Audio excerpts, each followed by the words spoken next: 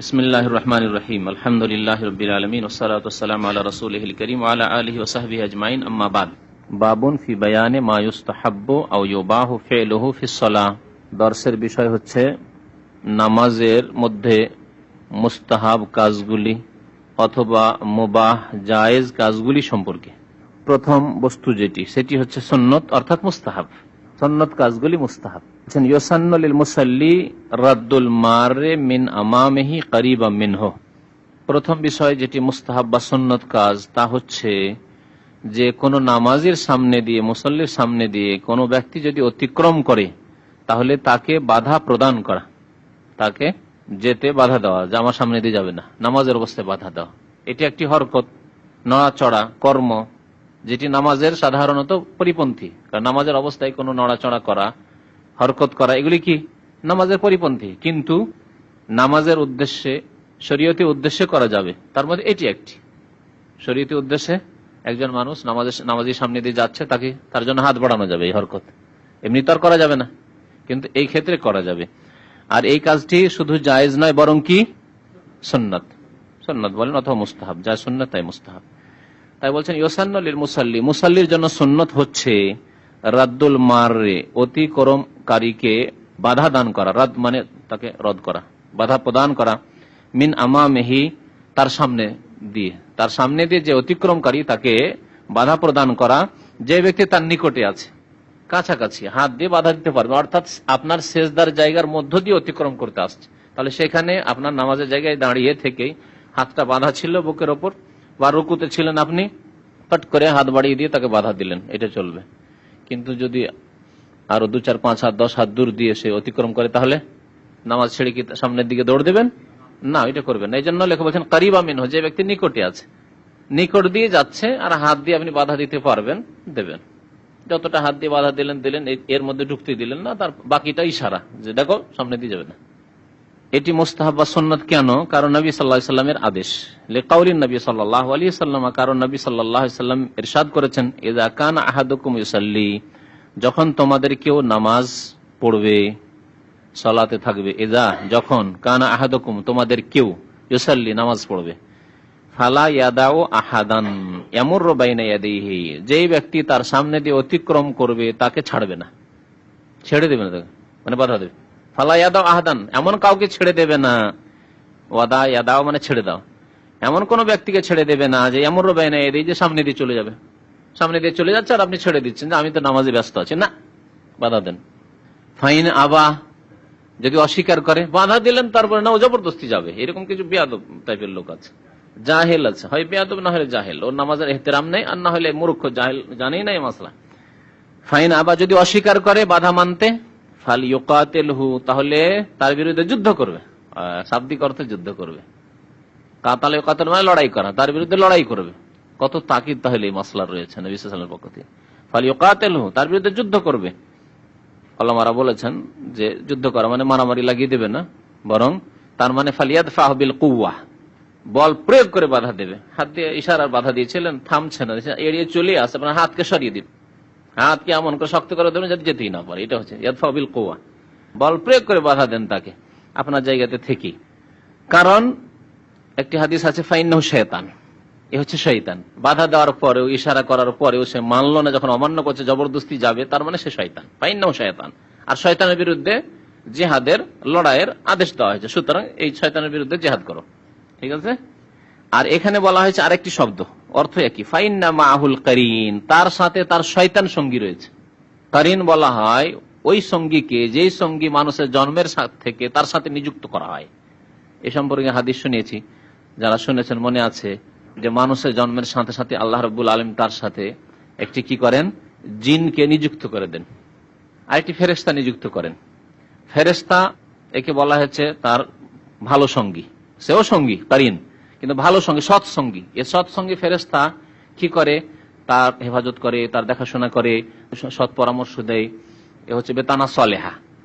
আর শয়তান যে জিন সবসময় অসহসা দিতে, কুমন্ত্রণ দিতে থাকে, দুষ্টামির চিন্তা নিয়ে আসতে থাকে, যে কি করলি রে, তোর মতো যৌবনকালে কত কে কি করলো, তুই কি করলি, এত টাকা পয়সা ইনকাম করলি, ঘরে তো একটা ডিশ লাগাইতে পারলি না, কত কে ফিল্ম দেখছে জীবনে, তুই ফিল্ম দেখলি না, ঠিক না, আমরা যারা সার্কাস সিনেমা দেখিনি, আমাদের কাছে ওই কারিন শয়তান মাঝে মাঝে এসে ওয়াসওয়াসা দেয় যে দুনিয়াতে এক একবার করেও তো মানুষ তওবা করে, তুই না সার্কাস কেমন তা জানলি, না সিনেমায় কেমন জানলি, কি করলি? ব্লু ফিল্ম শুধু ব্লু ব্লু শুনে থাকলি, ব্লু না কালো না লাল তাই দেখলি না, ঠিক না? এইভাবে ওই কারিন যে শয়তান আছে ওয়াসওয়াসা দিতে থাকে।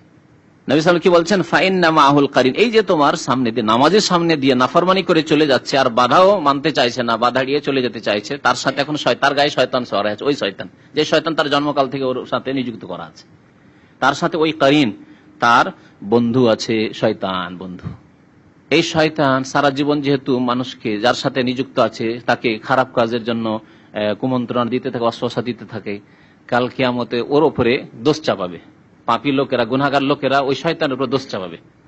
তখন ওই শয়তান কারিন করবে কি, বলছে আমার কি দোষ, জবরদস্তি করেছিলাম, তাকে বেঁধে রেখেছিলাম নামাজ পড়তে যেতে দিনে, তাকে জবরদস্তি করে গুনাহ করিয়েছিলাম। কালা কারিন সূরা কাফে কারিন বলে বলা হয়, কালা কারিনহু রব্বানা মা আতগাইতুহু। কারিন তখন আল্লাহর সামনে নিজের সাফাই পেশ করবে, রব্বানা, হে আল্লাহ, হে রব, মা আতগাইতুহু, ওকে আমি জবরদস্তি গুমরাহ করিনি, ওয়ালাকিন কানা ফি দালালিম বাইদ, সেই তো স্পষ্ট গুমরাহিতে ছিল, নিজেই পাপ করতো, আমি করিয়েছি জবরদস্তি করে, কখনো জবরদস্তি তার হাত পা ধরে বেঁধে করাইনি। কালা কারিনহু রব্বানা মা আতগাইতুহু ওয়ালাকিন কানা ফি দালালিম বাইদ, এই যে কারিন বলা হয়েছে, ওই কারিনের কথা এখানে বলা হয়েছে। এর সাথে ওই কারিন শয়তান এখন কাজ করছে, ওকে এখন আত্ম অহংকারের মধ্যে তুই যেতে দিবি না, আমি যাবো নামাজের সামনে দিয়ে, আমার কাজ আছে, বাধা কেন দিবি তুই, ঠিক আছে? রাওয়াহু মুসলিম, একটু দূর দিয়ে যেতে পারবে না, যাবে না। রাওয়াহু মুসলিম, হাদিসটি মুসলিম শরীফের। তাহলে এই হাদিসের আলোকে মুসল্লির জন্য সুন্নত হচ্ছে যদি তার সামনে দিয়ে কেউ অতিক্রম করে তাকে কি করতে হবে? বাধা দিতে হবে। এই কাজটি মুবাহ না মুস্তাহাব? সুন্নত বা মুস্তাহাব। লাকিন ইযা কানা আমামাল মুসাল্লি সুতরাহ আই শাইউন মুরতাফিউন মিন জিদারিন আও নাহবিহি ফালা বাসা আন ইউমাররা মিন ওয়ারাইহা। নামাজের সামনে সুন্নত হচ্ছে একটি সূত্র রাখা। আরেকটি মাসলা, নামাজি যখন নামাজ পড়বে তো নামাজের দায়িত্ব হচ্ছে নিজের সামনে কি করা? একটি সূত্রা মানে আড় দেওয়া, যা কমের পক্ষে 5 হাত হইতে হবে, কেউ কেউ 1 হাত বলেছেন, যেমন লেখক 1 হাত বলেছেন, কিন্তু 5 হাত হইলেও হয়, 1 হাত হইলেও হয়। কারণ যেরকম বলা হয়েছে নবী সাল্লাল্লাহু আলাইহি ওয়াসাল্লাম হাদিসে আসবে হাদিসটি, যে উটের পিঠে যে সওয়ার হতেন সাহাবায়ে কেরামদের যুগে, নবী সাল্লাল্লাহু আলাইহি ওয়াসাল্লামের যুগে, তো উটের পিঠে একটু হেলানা দেওয়ার জন্য বা যে সিটটা আছে তার পিছনে একটা লকড়ি থাকে, সেই লকড়িটা পুরো 1 হাত হতো না, 1 হাতের চাইতে কম, 1 হাতের কাছাকাছি হতো। মিসলা মুআখিরাতির রাহল, যে তোমার বসার সিটটা আছে উটের উপরে, তার পিছনের ভাগে যে একটা লকড়ি আছে, কাঠ আছে, ওই কাঠটার সমান হইলেই হবে, আর সেটা সর্বনিম্ন হচ্ছে 1 হাত, এটা সর্বনিম্ন। তাহলে আধা হাত সূত্রা না চলবে না, 4 আঙ্গুলের উঁচা সূত্রা দেবেন না, কমের পক্ষে আপনার কাছে সূত্রা থাকলে 1 হাত, 1 হাত, তার বেশি যত ভালো হবে তত ভালো উঁচা, এরকম সূত্রা দিতে হবে। তাহলে মুসাল্লি নামাজের দায়িত্ব হচ্ছে সূত্রা দিয়ে নামাজ পড়া, আর যে ব্যক্তি অতিক্রম করবে তার দায়িত্ব হচ্ছে যে নামাজের সামনে দিয়ে অতিক্রম না করা, যথাসাধ্য অতিক্রম না করা। আর যেতে হলে দূর দিয়ে যাওয়া, কাছে দিয়ে নয়, বিশেষ করে তার সেজদার জায়গা দিয়ে, যেই জায়গাটি তার নামাজের জায়গা তা দিয়ে যাওয়া তার জায়েজ নয় অতিক্রম করা। মুসাল্লি যখন সূত্রা লাগিয়ে দিল, সূত্রা বুঝতে পারছেন না, সূত্রা মানে আড়, সূত্রা লাগিয়ে দিল, শরীয়তি সূত্রা যেটা লাগিয়ে দিল, এখন সূত্রার বাইরে দিয়ে যদি কেউ অতিক্রম করে অসুবিধা আছে? এখানে সূত্রা আছে আর এটি সেজদার জায়গা, এত দূরের মধ্যে আমি সেজদা করছি, সেজদার জায়গা শেষ হচ্ছে, আর সূত্রা এর মাঝে বেশি ফাঁক রাখতে হবে না, একটা ছাগল অতিক্রম করার সময় সামান্য জায়গা, হয়তো আধা হাত জায়গা রাখতে পারে, খুব বেশি দূরে সূত্রা রাখবেন না, কারণ বেশি দূরে সূত্রা রাখলে অন্য মানুষ যারা অতিক্রমকারী তাদেরকে কষ্ট দেওয়া হবে। সূত্রা দিয়েছেন ওইখানে, ওই পিলারকে সূত্রা বানিয়েছেন, আর এখানে যদি নামাজ শুরু করেন তাহলে মানুষকে বিরক্ত করা, মানুষ অত দূর ঘুরে যেতে হবে কেন, এতটা জায়গা কেন দখল করবেন, আপনি কাছে আসেন, ওয়াল ইয়াদুনু মিন, নবী সাল্লাল্লাহু আলাইহি ওয়াসাল্লাম বলেছেন যে সূত্রার নিকটবর্তী হয়ে দাঁড়াও। সূত্রা দিয়ে দেওয়ার পরে তাহলে সূত্রার বাইরে দিয়ে যদি অতিক্রম করে তো কোনো অসুবিধা নাই। তাই বলছেন লাকিন ইযা কানা আমামাল মুসাল্লি, কিন্তু মুসাল্লি নামাজের সামনে যদি সূত্রা থাকে, সূত্রার ব্যাখ্যা করেছেন আই শাইউন মুরতাফিউন, উঁচা কোনো বস্তু, শাই মানে বস্তু, মুরতাফি উঁচা, মিজদারিন তা দেওয়াল হোক, আও নাহবিহি অথবা স্তম্ভ হোক, খুঁটি হোক, আর কিছু হোক, যে কোনো কিছু হোক না কেন, ফালা বাসা আন ইউমাররা মিন ওয়ারাইহি, তাহলে তার পেছন দিক দিয়ে মানে তারপর যে জায়গাগুলি রয়েছে সেখান দিয়ে যদি অতিক্রম করে তো ফালা বাসা, তাতে কোনো আপত্তি নেই, বাসা মানে কোনো অসুবিধা নেই, আপত্তি নেই। ওয়াকাযা ইযা ইহতাজ, একটি মাসলা হলো যে নামাজের সামনে দিয়ে তাহলে অতিক্রম করতে আপত্তি নেই কখন, যদি সূত্রার বাইরে দিয়ে অতিক্রম করে যায়, এক মাসলা। দ্বিতীয় মাসলা হচ্ছে যে জায়গা খুব সংকীর্ণ, জায়গা খুব সংকীর্ণ, আর তাকে এখন ওইখান দিয়ে অতিক্রম করতে হবে, নামাজে দীর্ঘক্ষণ সুন্নত পড়েই যাচ্ছে, আর ওর প্রয়োজন আছে, বেরিয়ে যেতে হবে। প্রয়োজন বিভিন্ন রকমের, কারো কাজা হাজাত হতে পারে, কারো বাস ছুটে যাচ্ছে, কারো তাড়াতাড়ি আছে, মসজিদে এখন যেতে হবে, কারো দোকানপাট খুলতে হবে, বিভিন্ন প্রয়োজন হতে পারে, আর জায়গা নেই। তাহলে কি করবে? এই ক্ষেত্রে জায়েজ যদি প্রয়োজন হয় আর জায়গা সংকীর্ণ, অন্য দিক দিয়ে কোনো রাস্তা নেই, আমাকে এখন যেতে হবে। দরজার সামনে নামাজ শুরু করেছে, দরজা শুধু ওখানে, আর ওখানে যদি নামাজ শুরু করে থাকে, সামনের দিক দিয়ে যেতে হবে, আর পিছন দিক দিয়ে কোনো রাস্তা নেই, এইরকম অবস্থায় যেতে পারবে। আরেকটি মাসলা বলছেন, তাই বলছেন ওয়াকাজা অনুরূপ ইজা তাজা এলাল মুরুর, যদি অতিক্রম করার প্রয়োজন হয় কোন ব্যক্তির, লিযিকিল মাকান, জায়গার সংকীর্ণতার কারণে, জায়গা কম আর ওর সামনে দিয়ে যেতে হচ্ছে, নামাজের সামনে দিয়ে, ফায়ামুরু, তাহলে অতিক্রম করবে, ওয়ালা ইয়ারুদ্দুহুল মুসাল্লি, এই ক্ষেত্রে নামাজি ব্যক্তি তাকে বাধা দেবে না। নামাজি ব্যক্তিকে এটা বুঝতে হবে যে এই লোকটি জায়গা নেই, অন্য দিক দিয়ে রাস্তা নেই, আর আমি এমন জায়গায় নামাজ শুরু করেছি যেখানে এখান দিয়ে যেতেই হবে, তাহলে এই ক্ষেত্রে বাধা দেবে না। আপনি জায়গা আসল রাস্তাকে ব্লক করে রেখেছেন, লম্বা সুন্নাত পড়ছেন, মানুষের প্রয়োজন আছে, বিভিন্ন রকমের প্রয়োজন হতে পারে, আর আপনি বাধাও দেবেন না।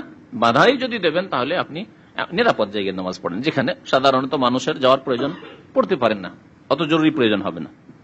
দুইটি মাসলা হয়ে গেল। তাহলে এগুলি কি জায়েজ? তাহলে মানে অতিক্রম করা জায়েজ, নামাজের মধ্যে যেগুলি জায়েজ তাহলে অতিক্রম করা জায়েজ।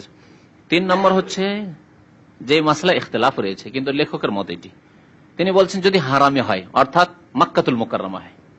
হারাম মানে অনেক আবার মদিনাকে হারাম মনে করে, মদিনা না।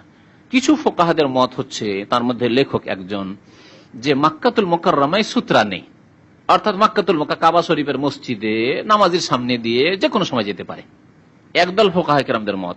তবে অন্য আরেক দল, বরং অধিকাংশ আলেমাদের, বরং এটি হচ্ছে সহিহ যে না, কাবা শরীফের মসজিদের কোনো এইরকম বৈশিষ্ট্য নেই, তবে সেখানে ভিড় ভাড়ের কারণে যদি মজবুর হয় তাহলে আগের মশলাটির মতো জায়গা নেই, লোকজনকে যেতে হবে, নামাজ চলতেই আছে, উপায় নেই, আপনাকে তওয়াফ থেকে বেরিয়ে যেতেই হবে, অথবা নামাজ লোক পড়তে আছে, আপনাকে এখন বেরিয়ে যেতে হবে, গাড়ি ধরতে বা যে কোনো কাজে এখন মসজিদ থেকে বেরোতে হবে। যেদিকে আছেন শুধু নামাজি আর নামাজি, বিশেষ করে যখন তওয়াফ করে আপনি 7 চক্কর দিয়ে বের হচ্ছেন আর মাকামে ইব্রাহিমের দিকে বেরোবেন, তখন আপনি বের হওয়ার উপায় নেই আপনার নামাজির সামনে না গেলে। এগুলি ক্ষেত্র, এগুলি মক্কাতুল মুকাররমার সাথে খাস না, যে কোনো জায়গায় এইরকম বড় যদি ইজতেমা থাকে, গ্যাদারিং থাকে, আর ওইখানে এইরকম ভিড় ভাড়, নামাজ চারিদিকে নামাজি আর নামাজি, আর আপনাকে বের হইতে হবে সেই মজলিস থেকে। বড় বড় জলসা হয় আমাদের দেশে, যাতে 2, 4, 5 হাজার, 10 হাজার, 20 হাজার মানুষ থাকে, এখন ওর মধ্যে থেকে আপনাকে বেরিয়ে যেতে হবে। নামাজ, সবাই নামাজ পড়ছে, হয়তো নামাজ হচ্ছে, তাহলে কি করবেন? সুন্নত পড়ছে লোকেরা, যদি ইমামের সাথে নামাজ পড়ে তো আরেক মাসলা, আবার ইমামের সূত্রাই যথেষ্ট, কাতারের মধ্যে দিয়ে যেতে পারবেন। এই মাসলা জানা আছে কিনা? না জানা থাকলে জানা নেন, অনেকে হয়তো জানা নেই। ইমাম সাহেবের সামনে সূত্র দেওয়া আছে, আর নামাজ পড়ছিলেন আপনি, নামাজ পড়তে পড়তে দেখলেন যে না, আমাকে এখন তো বের হইতে হবে নামাজের অবস্থা, তাই নামাজের কাতারের মধ্যে দিয়ে যাতায়াত করতে পারেন, কোনো অসুবিধা নেই। সূত্রাতুল ইমামে সূত্রাতুল লিমান খালফা, মুহাদ্দিসিন কিরামরা এই অধ্যায় কায়েম করেছেন যে ইমামের সূত্রাই মুক্তাদির জন্য যথেষ্ট। তো ইমামের সামনে যে সূত্র দেওয়া আছে, সুতরাং আর মধ্যখানে প্রত্যেক জনের জন্য, মুক্তাদিদের জন্য কোনো সূত্র আড়ের দরকার নেই। কাতারের মধ্যে দিয়ে এপার থেকে ওপার প্রয়োজন, আপনি এদিকে আছেন, বাথরুম এদিকে আছে, আপনাকে এখন যেতে হবে ওইদিকে, যেতে পারেন কাতারের মধ্যে দিয়ে। এখানে ইমাম আর এই কাতারগুলির মধ্যে দিয়ে, লাইনের মধ্যে দিয়ে যেতে পারবেন। এই মাসলাটি আবার আলাদা। তো লেখক বলতে চাইছেন ওয়াকাজা ইযা কানা ইউসাল্লি ফিল হারাম, অনুরূপ যদি হারামে নামাজ পড়ে, অর্থাৎ মক্কাতুল মুকাররমে নামাজ পড়ে, মসজিদে হারামে, ফালা ইয়ামনাউল মুরুরা বাইনা ইয়াদিহি, তার সামনে দিয়ে কেউ যদি অতিক্রম করে তাকে বাধা দেবে না, তিনি বাধা দিতে নিষেধ করছেন। অর্থাৎ এই ক্ষেত্রে তাহলে মক্কাতুল মুকাররমায় কি নেই? সূত্রা, হারাম শরীফে সূত্রা নেই তার মতে। তিনি একটি দলিল পেশ করেছেন, কি বলছেন? লিআন্না নবী সাল্লাল্লাহু আলাইহি ওয়াসাল্লাম কানা ইউসাল্লি বিমাক্কাতা, কারণ নবী সাল্লাল্লাহু আলাইহি ওয়াসাল্লাম মক্কায় নামাজ পড়তেন, সেই সময় ওয়ান্নাসু ইয়ামুরুনা বাইনা ইয়াদিহি, আর লোকেরা তার সামনে দিয়ে অতিক্রম করত, ওয়ালাইসা দুনাহুম সূত্রা, আর নবী সাল্লাল্লাহু আলাইহি ওয়াসাল্লামের সামনে বা তাদের মাঝে আর নবীর মাঝে সাল্লাল্লাহু আলাইহি ওয়াসাল্লামের মাঝে কোনো সূত্রা ছিল না। রাওয়াহুল খামসা, হাদিসটি মুসনাদ আহমদে রয়েছে, আবু দাউদ, নাসাই, তিরমিজি, ইবনে মাজাহ, 5টি কিতাবে রয়েছে। দলিল শুনলেন? তাহলে যারা বলছে হারাম শরীফে, কাবা শরীফে সূত্রার দরকার নেই, সূত্রা দেওয়া অসম্ভব, এতগুলি লোকের মধ্যে প্রত্যেকে সূত্রা দিবে, অসম্ভব নয়, অসম্ভব কাজ। সূত্রা দিবেন, সূত্রা দিয়ে আরো বাধা সৃষ্টি করবে, মানুষের তো প্রয়োজন, হ্যাঁ, সবাই আটকে যাবে। তো সূত্রা নবী সাল্লাল্লাহু আলাইহি ওয়াসাল্লাম দেননি, এই জন্য যে সূত্রা ওখানে দেওয়া অসুবিধা, অন্যদের জন্য অসুবিধার কারণ। তারপর এটা শুনে নেন, উনি যে এভাবে দলিলটা পেশ করে হারাম শরীফে জায়েজ করে দিয়েছেন, তার উত্তরটা দেবো। কারণ যারা গবেষক আলেমা তারা বলেছেন না, হারামে হলেও যদি আপনি বাঁচতে পারেন নামাজের সামনে দিয়ে যাওয়া থেকে, তাহলে বাঁচতে হবে। বাঁচতে না পারেন, আপনাকে যেতে হচ্ছে, তখন আপনার জন্য জায়েজ। আর এটি শুধু মক্কার সাথে খাস নয়, মদিনায় হোক, সারা পৃথিবীর যে কোনো জায়গায় হোক, যে কোনো ভিড় ভাড়ের মধ্যে হোক, বড় জামে মসজিদ, আর সুন্নাত লোকেরা পড়তে আছে, সামনের দিকে আপনি মধ্য কাজ, এদিকে গেলেও নামাজের সামনে যেতে হবে, ওইদিকে গেলেও নামাজের সামনে যেতে হবে, আর আপনাকে যেতে হবে মসজিদ থেকে বেরিয়ে। এখন লোকেরা সুন্নাত পড়তে আছে, কি করবেন? বসে থাকলে অনেক সময় মসজিদ খারাপ করে দিতে পারেন আপনি, বসে থাকবেন নাকি? তাহলে বোঝা গেল যে মসজিদ হারামের সাথে মাসলা খাস নাই, যদিও কিছু ওলামারা ফুকাহারা বলেছেন, তার মধ্যে তিনি একজন। তো তিনি কি বলছেন দলিলটি? তো দলিলটি জবাব শোনার জন্য এই মাসলাটি শুনেন যে সূত্রা লাগানোটা কি? ওয়াত্তেখাযু সূত্রাতে সুন্নাতুন, সূত্রা লাগানো কি সুন্নাত ফি হাক্কিল মুনফারিদে, একাকী নামাজের জন্য আর ইমামের জন্য। এর দ্বারা বোঝা গেল যে মুক্তাদিকে প্রত্যেকে নিজের নিজের সূত্রা লাগাতে হবে না, হবে না, প্রয়োজনই নেই, নিষ্প্রয়োজন কাজ। কারণ মুক্তাদির সূত্রা কোনটি? ইমামের যে সূত্রটি, ওটি হচ্ছে মুক্তাদির সূত্রা। তাহলে সূত্রা কাকে লাগাইতে হবে? আড় দিয়ে নামাজ পড়তে হবে, একাকী নামাজিকে, মুনফারিদকে আর ইমামকে। আর এদের ক্ষেত্রে হুকুম কি? সূত্রা লাগানোর, আড় রেখে নামাজ পড়া সুন্নাত। নবী করিম সাল্লাল্লাহু আলাইহি ওয়াসাল্লাম মক্কাতুল মুকাররমে নামাজ পড়েছেন আর সূত্রা লাগাননি, এই জন্য যে সুন্নত কাজ মাঝে মাঝে নবী সাল্লাল্লাহু আলাইহি ওয়াসাল্লাম ছেড়ে দিতেন। হ্যাঁ, ফরজের মতো না হয়, সুন্নত মাঝে মাঝে নবী সাল্লাল্লাহু আলাইহি ওয়াসাল্লাম ছেড়ে দিতেন, এই ব্যাপারে কোনো দ্বিমত নেই। তাহলে মনে রাখবেন যে দাড়ি রাখা সুন্নত নয়, না হলে মাঝে মাঝে নবী সাল্লাল্লাহু আলাইহি ওয়াসাল্লাম ছেড়ে নিতেন। বুঝতে পেরেছেন মাসলা? এবার এই ফতোয়া খবরদার দিবেন না, যারা দিবে তারা গোমরা করছে। মনে রাখবেন যে দাড়ি সুন্নাত, দাড়ি না, দাড়ি ওয়াজিব। নবী সাল্লাল্লাহু আলাইহি সাল্লাম সুন্নাত কাজ অনেক সময় ছেড়েছেন, কারণ যাতে করে লোকেরা ওয়াজিব না মনে করে এবং উম্মতের জন্য সহজ করার জন্য। কখনো আপনি ছাড়তে বাধ্য হলে ছাড়বেন। তো হাদিসে আছে যে নবী সাল্লাল্লাহু আলাইহি সাল্লাম বিনা সূত্রায় মক্কায় নামাজ পড়েছেন, কিন্তু এই কথা তো বলেননি যে মক্কায় তোমরা সূত্রা লাগায় না। সূত্রার হুকুম হচ্ছে আম হুকুম সব জায়গায়। আর মানুষের ওজরের কারণে, অসুবিধার কারণে নামাজের সামনে দিয়ে যাওয়ার হুকুম, এটি হচ্ছে আম, মক্কাতে হোক আর অন্য জায়গায় হোক। সুতরাং হারামের বৈশিষ্ট্য, মক্কাতুল মুকাররমার বৈশিষ্ট্য, কাবা শরীফের বৈশিষ্ট্য যে মসজিদে হারামে নামাজের সূত্রা লাগে না বা সামনে দিয়ে আপনি অতিক্রম করেন না, যথাসাধ্য বাঁচার চেষ্টা করবেন। কিন্তু যদি রাস্তা না পান অন্য জায়গায় যেমন, তেমনই হচ্ছে মসজিদে হারামের হুকুম। ওয়াত্তেখাযু সূত্রাতে সুন্নাতুন ফি হাক্কিল মুনফারিদি ওয়াল ইমাম, সূত্রা লাগানো ইমাম এবং একাকী নামাজের জন্য সুন্নাত। কি জন্য সুন্নাত? নবী সাল্লাল্লাহু আলাইহি ওয়াসাল্লামের আদেশ, যখন নবী সাল্লাল্লাহু আলাইহি ওয়াসাল্লাম আদেশ করেছেন তখন সুন্নাত। ইযা সাল্লা আহাদুকুম, তোমাদের কেউ যখন নামাজ পড়ে, ফালিয়ুসাল্লি ইলা সূত্রা, সূত্রা রেখে নামাজ পড়বে, ওয়াল ইয়াদনু মিনহা, এবং তার নিকটবর্তী হবে। তাহলে কাছাকাছি হতে পারে, সূত্রাকে দূরে রাখবেন না। রাওয়াহু আবু দাউদ। মসজিদে অনেকে সুন্নাত পড়েন, মনে করছেন, মনে মনে নিয়ত করলেন যে আমার ওই যে দেয়ালটা আছে সামনের দিকে, না কিবলার দিকে, এটা ওইটা হচ্ছে সূত্রা, আর নামাজ পড়ছেন পিছনের কাতারে, সুন্নাত। যদি নিয়ত করেন যে আমার সূত্রা, ওইটা চলবে না, এটা সুন্নাতের খেলাফ। সুন্নাত হচ্ছে ওয়াল ইয়াদনু মিনহা, তার নিকটে এসে, সামনের দিকে কাতারে জায়গায় যখন খালি আছে আপনি সুন্নাত পড়তেন, পিছনে না পড়ে সামনের দিকে কাছে চলে আসেন, হয় দেয়ালের কাছে কাছে চলে আসেন প্রথম কাতারে, অথবা মধ্যখানে যে পিলার গুলি আছে পিলারের কাছে কাছে চলে আসেন, আর নিয়ত করেন যে আমার এই যে পিলারটি আছে এটি আমার সূত্রা, হয়ে গেল সূত্রা। রাওয়াহু আবু দাউদ, আবু দাউদের হাদিস, ইবনে মাজার হাদিস, সাহাবী আবু সাঈদ খুদরি রাদিয়াল্লাহু তাআলা আনহু বর্ণনা মিন হাদিস আবি সাঈদ। ওয়া আম্মাল মামুম, মুক্তাদির হুকুম কি? বলছেন ফাসুতরাতুহু, সূত্রাতু ইমামিহি, তার সূত্রা ইমামের সূত্রাই, ইমামের সূত্রাই হচ্ছে তার সূত্রা। ওয়া লাইসা ইত্তিখাযু সূত্রাতি বিওয়াজিবিন, বলছেন সূত্রা লাগানো আড় রেখে নামাজ পড়া এটি ওয়াজিব নয়, ফরজ নয়, ওয়াজিব ফরজ নয়। কারণ কখনো কখনো নবী সাল্লাল্লাহু আলাইহি ওয়াসাল্লাম ছেড়েছেন, এর দলিল দিচ্ছেন হাদিস ইবনে আব্বাস। দেখেন নবী সাল্লাল্লাহু আলাইহি ওয়াসাল্লাম যদি আদেশ করেন আর যদি তা ছাড়ার কোনো প্রমাণ না থাকে, তো সাধারণত হুকুম হচ্ছে যে সেই হুকুমটি ওয়াজিব। আর যেখানে নবী সাল্লাল্লাহু আলাইহি ওয়াসাল্লাম আদেশ করেছেন আবার সুন্নাত বলা হচ্ছে, যেমন লেখক বলেন এখানে তো আদেশ, এখানে সুন্নাত কেমন করে বোঝা গেল? যখন তোমাদের কেউ নামাজ পড়বে তখন সূত্রা রেখে নামাজ পড়বে এবং সূত্রার নিকটবর্তী হবে, তা আদেশ কিনা? তাই নবীর আদেশ পালন করা ওয়াজিব হয় কিনা? ওয়াজিব হওয়া উচিত। কিন্তু ওয়াজিব কেন তিনি বললেন না, অথচ নবী সাল্লাল্লাহু আলাইহি ওয়াসাল্লামের আদেশ আর একটি হাদিসের কারণে? বোঝার চেষ্টা করুন ভালো করে, কি হাদিসটি? এই হাদিস এই জন্য ওয়াজিব নয় যে আব্দুল্লাহ বিন আব্বাস রাদিয়াল্লাহু তাআলা আনহুমা হাদিস বর্ণনা করেছেন, আন্নাহু সাল্লা ফি ফিজাইন, আন্নাহু সাল্লাল্লাহু আলাইহি ওয়াসাল্লাম সাল্লা ফি ফিজাইন, নবী সাল্লাল্লাহু আলাইহি ওয়াসাল্লাম একদিন খোলা মাঠে নামাজ পড়লেন। ফিজা মানে খোলা মাঠ, ফিজাই মানে খোলা মাঠে নামাজ পড়লেন। লাইসা বাইনা ইয়াদিহি শাই, তার সামনে কোনো সূত্রা বা কোনো কিছুই ছিল না, কোনো আড় ছিল না। তাহলে বিনা সূত্রায় যখন নবী সাল্লাল্লাহু আলাইহি ওয়াসাল্লাম কখন নামাজ পড়েছেন, তাহলে সূত্রা লাগানো নামাজের জন্য কি হয়ে গেল? দুই হাদিসের সমন্বয় করলে এক জায়গায় নবী সাল্লাল্লাহু আলাইহি ওয়াসাল্লাম ছেড়েছেন আর এক জায়গায় আদেশ করেছেন, তাইলে বোঝা গেল এই আদেশটি অবশ্যই পালনীয় নয়, সুন্নাত, জি উত্তম পালনীয়, মুস্তাহাব বা সুন্নাত। রাওয়াহু আহমদ, আবু দাউদ, ইমাম আহমদ এবং ইমাম আবু দাউদ রিওয়ায়াত করেছেন। ওয়ায়ামবাগি আন তাকুনা সূত্রাতু কায়মাতান কামুআখিরাতির রাহলি বা কামুখিরাতির রাহলি, দুই রকম পড়া গেছে।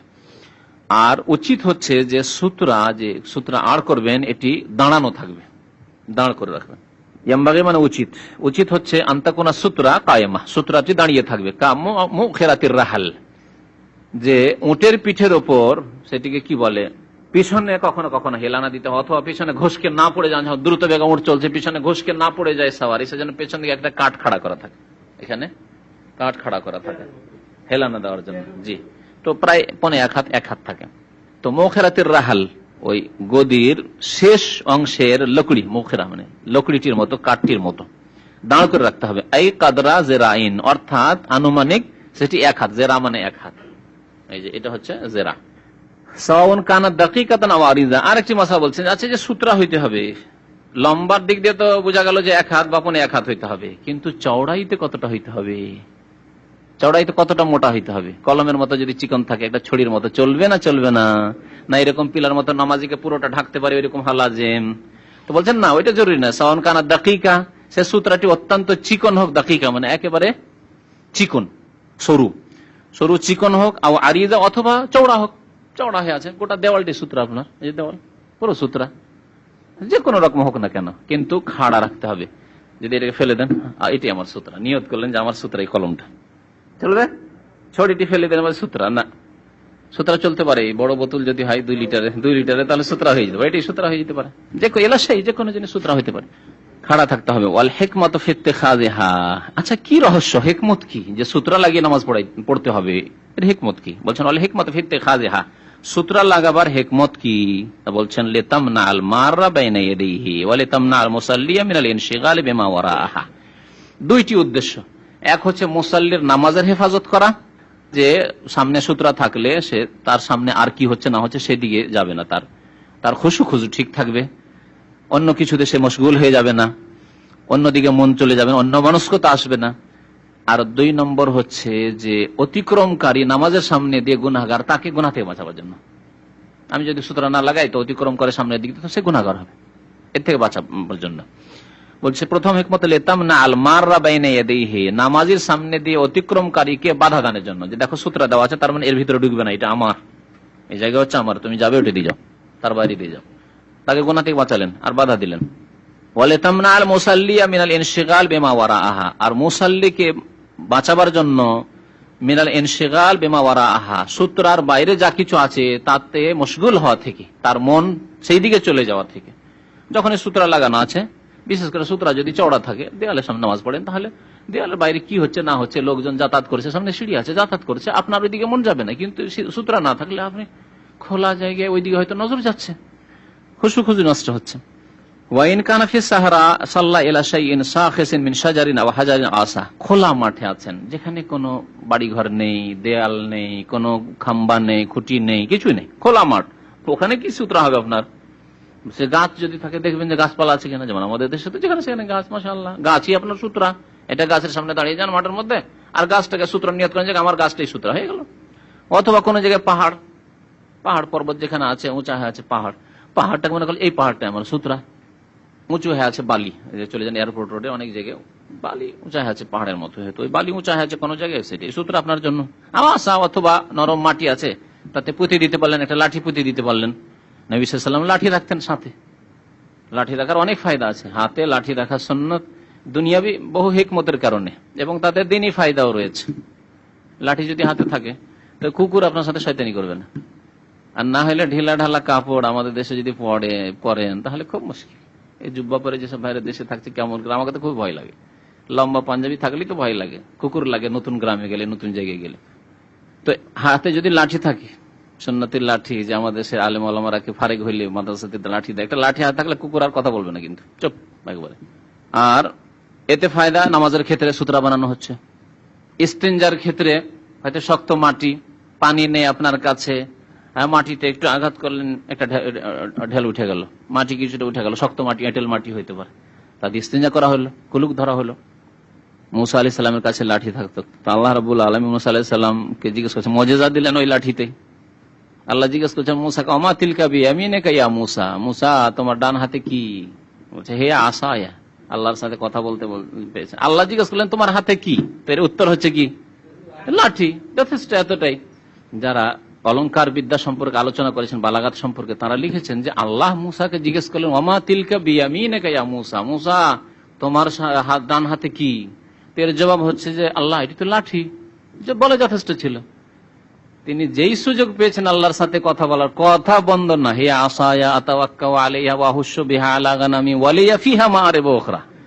একেবারে এত কথা বলেছেন। যেমন একজন মাহবুব হাবিবের সাথে যদি সাক্ষাৎ হয়, হাবিবের মাহবুবের সাথে, মানে প্রিয় ব্যক্তি একজন কাউকে ভালোবাসে, আর যাকে ভালোবাসে তার সাথে যদি সাক্ষাৎ হয়, কথা বলার সুযোগ পায়, তো যে সুযোগ পায় সেই সুযোগকে হাত ছাড়া করে নাও। এই সুযোগ পেয়েছে কথা বলার, এই সুযোগ কথা বলেই নি কিছু। তো মুসা আলাইহিস সালাম দেখলেন আল্লাহর সাথে আল্লাহ মাহবুব, আল্লাহকে সবচেয়ে বেশি ভালোবাসতে হবে, যেমন তার রাসূলকে ভালোবাসতে হবে। তো ইয়াকুন আল্লাহ ওয়া রাসূল আহাব্বা ইলাইহি মিম্মা সিওয়াহুমা, সারা পৃথিবীর সবকিছু চাইতে সবচেয়ে বেশি ভালোবাসতে হবে কাকে? আল্লাহকে এবং রাসূলকে। তাহলেই ওয়াজাদা বিহিন্না হালাওয়াতাল ঈমান, ঈমানের স্বাদ পাবে মুমিন। ঈমানের স্বাদ কখন পাবে? নবী সাল্লাল্লাহু আলাইহি ওয়াসাল্লাম বলেছেন তিনটি, তার মধ্যে এটি হচ্ছে সবচাইতে বেশি ভালোবাসতে হবে আল্লাহকে, সবচাইতে বেশি ভালোবাসতে হবে রাসূলুল্লাহ সাল্লাল্লাহু আলাইহি ওয়াসাল্লামকে। তো মুসা আলাইহিস সালাম তার সম্পর্কে কি বলতে পারেন? কত আল্লাহকে ভালোবাসতেন। সুযোগ পেয়েছে আল্লাহর সাথে কথা বলার। কে এই সুযোগ পায়? কালিমুল্লাহ। এই যেমনই সুযোগ পাওয়া যায়, আল্লাহ তো জিজ্ঞেস করেছেন, হে আসায় আল্লাহ, আমার লাঠি আতাওয়াক্কাউ আলাইহা, যখন আমি ক্লান্ত হয়ে যাই নামাজ পড়তে পড়তে, তখন ভর দিয়ে নামাজ পড়ি, আতাওয়াক্কাউ আলাইহা, তাতে হেলা না দিই। ও আহুশু বিহা আলা গানামি, তিনি ছাগল চড়াতেন। 10 বছর ধরে তো মোহরানায় শুধু ছাগল চড়িয়েছেন, তাই না? সোহাইব আলাইহিস সালামের মেয়েকে বিয়ে করার জন্য।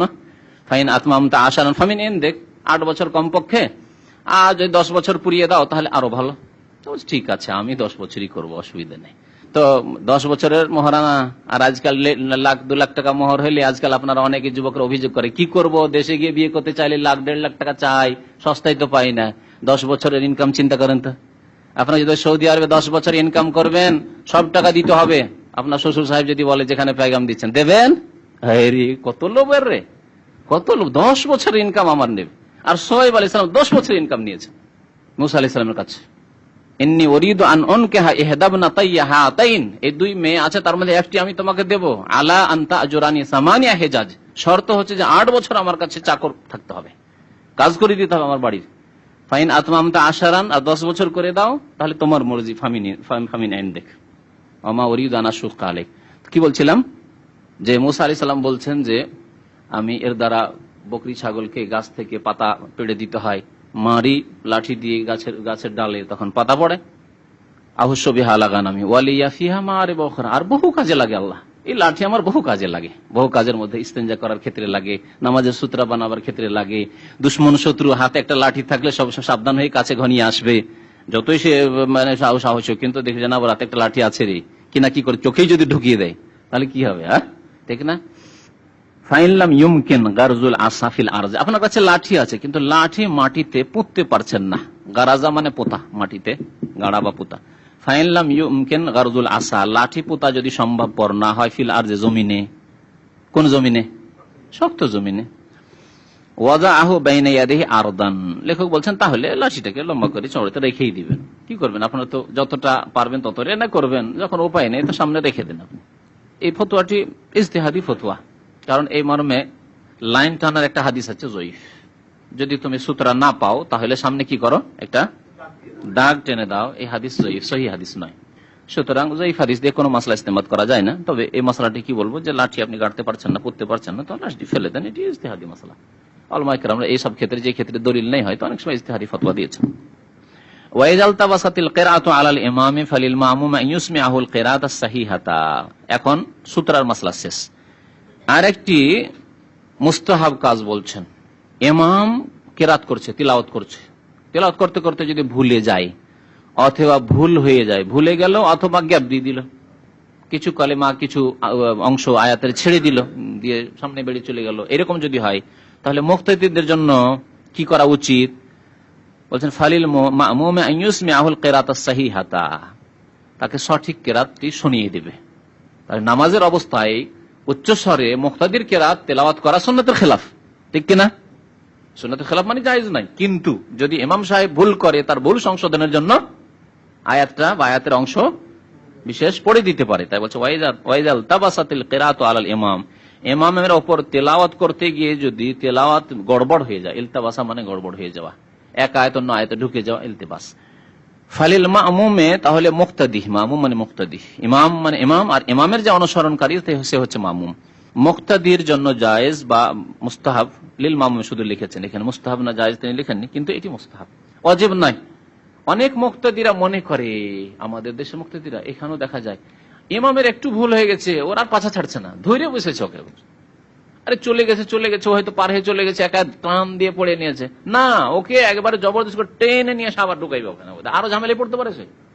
তাহলে হুকুমটি জেনে রাখতে হবে। যদি ওয়াজিব হতো তাহলে আপনাকে জবরদস্তি টেনে নিয়ে আসতো, এই ভুল কেন করছেন আপনি, আসেন ফিরে আসেন সঠিক জায়গায়, না এটি জরুরি নাই, এটি হচ্ছে মুস্তাহাব কাজ, যদি তার সংশোধন করে দেন মুস্তাহাব। আর যদি ভুল হয়ে যায়, অনিচ্ছাকৃত ভুল, তার পক্ষ থেকে কোনো অবহেলা নেই, কোতাহি নেই, যথাসাধ্য ভালো হেফজ করার চেষ্টা করেছে, তাহলে সে গুনাহগার না।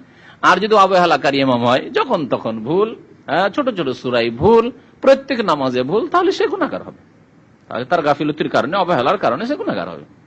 অনেক সময় ভালো মুখস্থ থেকেও সামনে গিয়ে তেলাওয়াত করতে গিয়ে, আর বিশেষ করে যারা বেশি মুখস্থ রাখেন তাদের কতগুলি আয়াত আছে মুতাশাবিহাত, কাছাকাছি আয়াত, কাছাকাছি এগুলি মুতাশাবিহাত বলে, একই রকমের সদৃশ্য আয়াত, এখানে একটু পার্থক্যের সাথে আরেক জায়গায় আছে, বা এই আয়াতটি আরেক জায়গায় আছে, এক সূরা থেকে আরেক সূরায় লাফ দিয়ে ঢুকে পড়েছে, ও খেয়ালই করেনি যে আমি কোন সূরাতে কোন সূরায় ঢুকে পড়েছি। হয় এটা অল্প স্বল্প যাদের মুখস্থ আছে তারা বুঝতে পারবেন, এটা যাদের বেশি মুখস্থ তারা বুঝতে পারবেন, কিন্তু তবে বেশি হবে না, কখনো হইতে পারে। আর বেশি হচ্ছে তার মানে তার হেফজ দুর্বল, অবহেলা আছে, মোরাজা করে না, রিভাইজ করে না, এগুলি তার নিজের পক্ষ থেকে অবহেলা, গুনাহ হবে। ফালিল মামুমে, মুক্তাদির জন্য উচিত কি আইয়ুসমিআহুল কিরাআতাস সাহিহাতা, সঠিক কিরাতটি, তেলাওয়াতটি বা আয়াতটি শুনিয়ে দেওয়া, যে এইভাবে পড়ে শুনিয়ে দেবে, কথা বলা যাবে না। হ্যাঁ, যদি বলছে আপনি ভুল করছেন, জায়েজ, নামাজ বাতিল হয়ে যাবে, কারণ মানুষের কথা এটি, কিন্তু আল্লাহর কালাম যেহেতু কোরআনে কারীম আয়াতের অংশ তেলাওয়াত করছে, সেজন্য নামাজ নষ্ট হবে না, এটি তার জন্য করা মুস্তাহাব। এখন মুবাহ বয়ান করছেন, মানে জায়েজ কাজ একটি বয়ান করছেন, নামাজের অবস্থায় কাপড় পরিধান করা জায়েজ।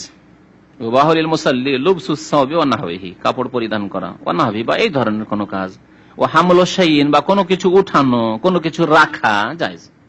মাসলাটিকে প্রয়োজনের মাফিক নিতে হবে, অনুপাতে নিতে হবে, প্রয়োজনের অতিরিক্ত নয়। ধরেন টুপিটা পড়ে গেছে, টুপিটা উঠিয়ে যদি মাথায় দিয়ে নেই, তো এই ক্ষেত্রে বলা যেতে পারে জায়েজ। গুতরাটা পড়ে গেছে, যদি উঠিয়ে দিয়ে নাই তাহলে জায়েজ। আজকাল মোবাইলের ফিতনা সবচেয়ে বড় ফিতনা নামাজে, ঠিক না? সুতরাং এই মশলা আরো বেশি করে জানতে হবে।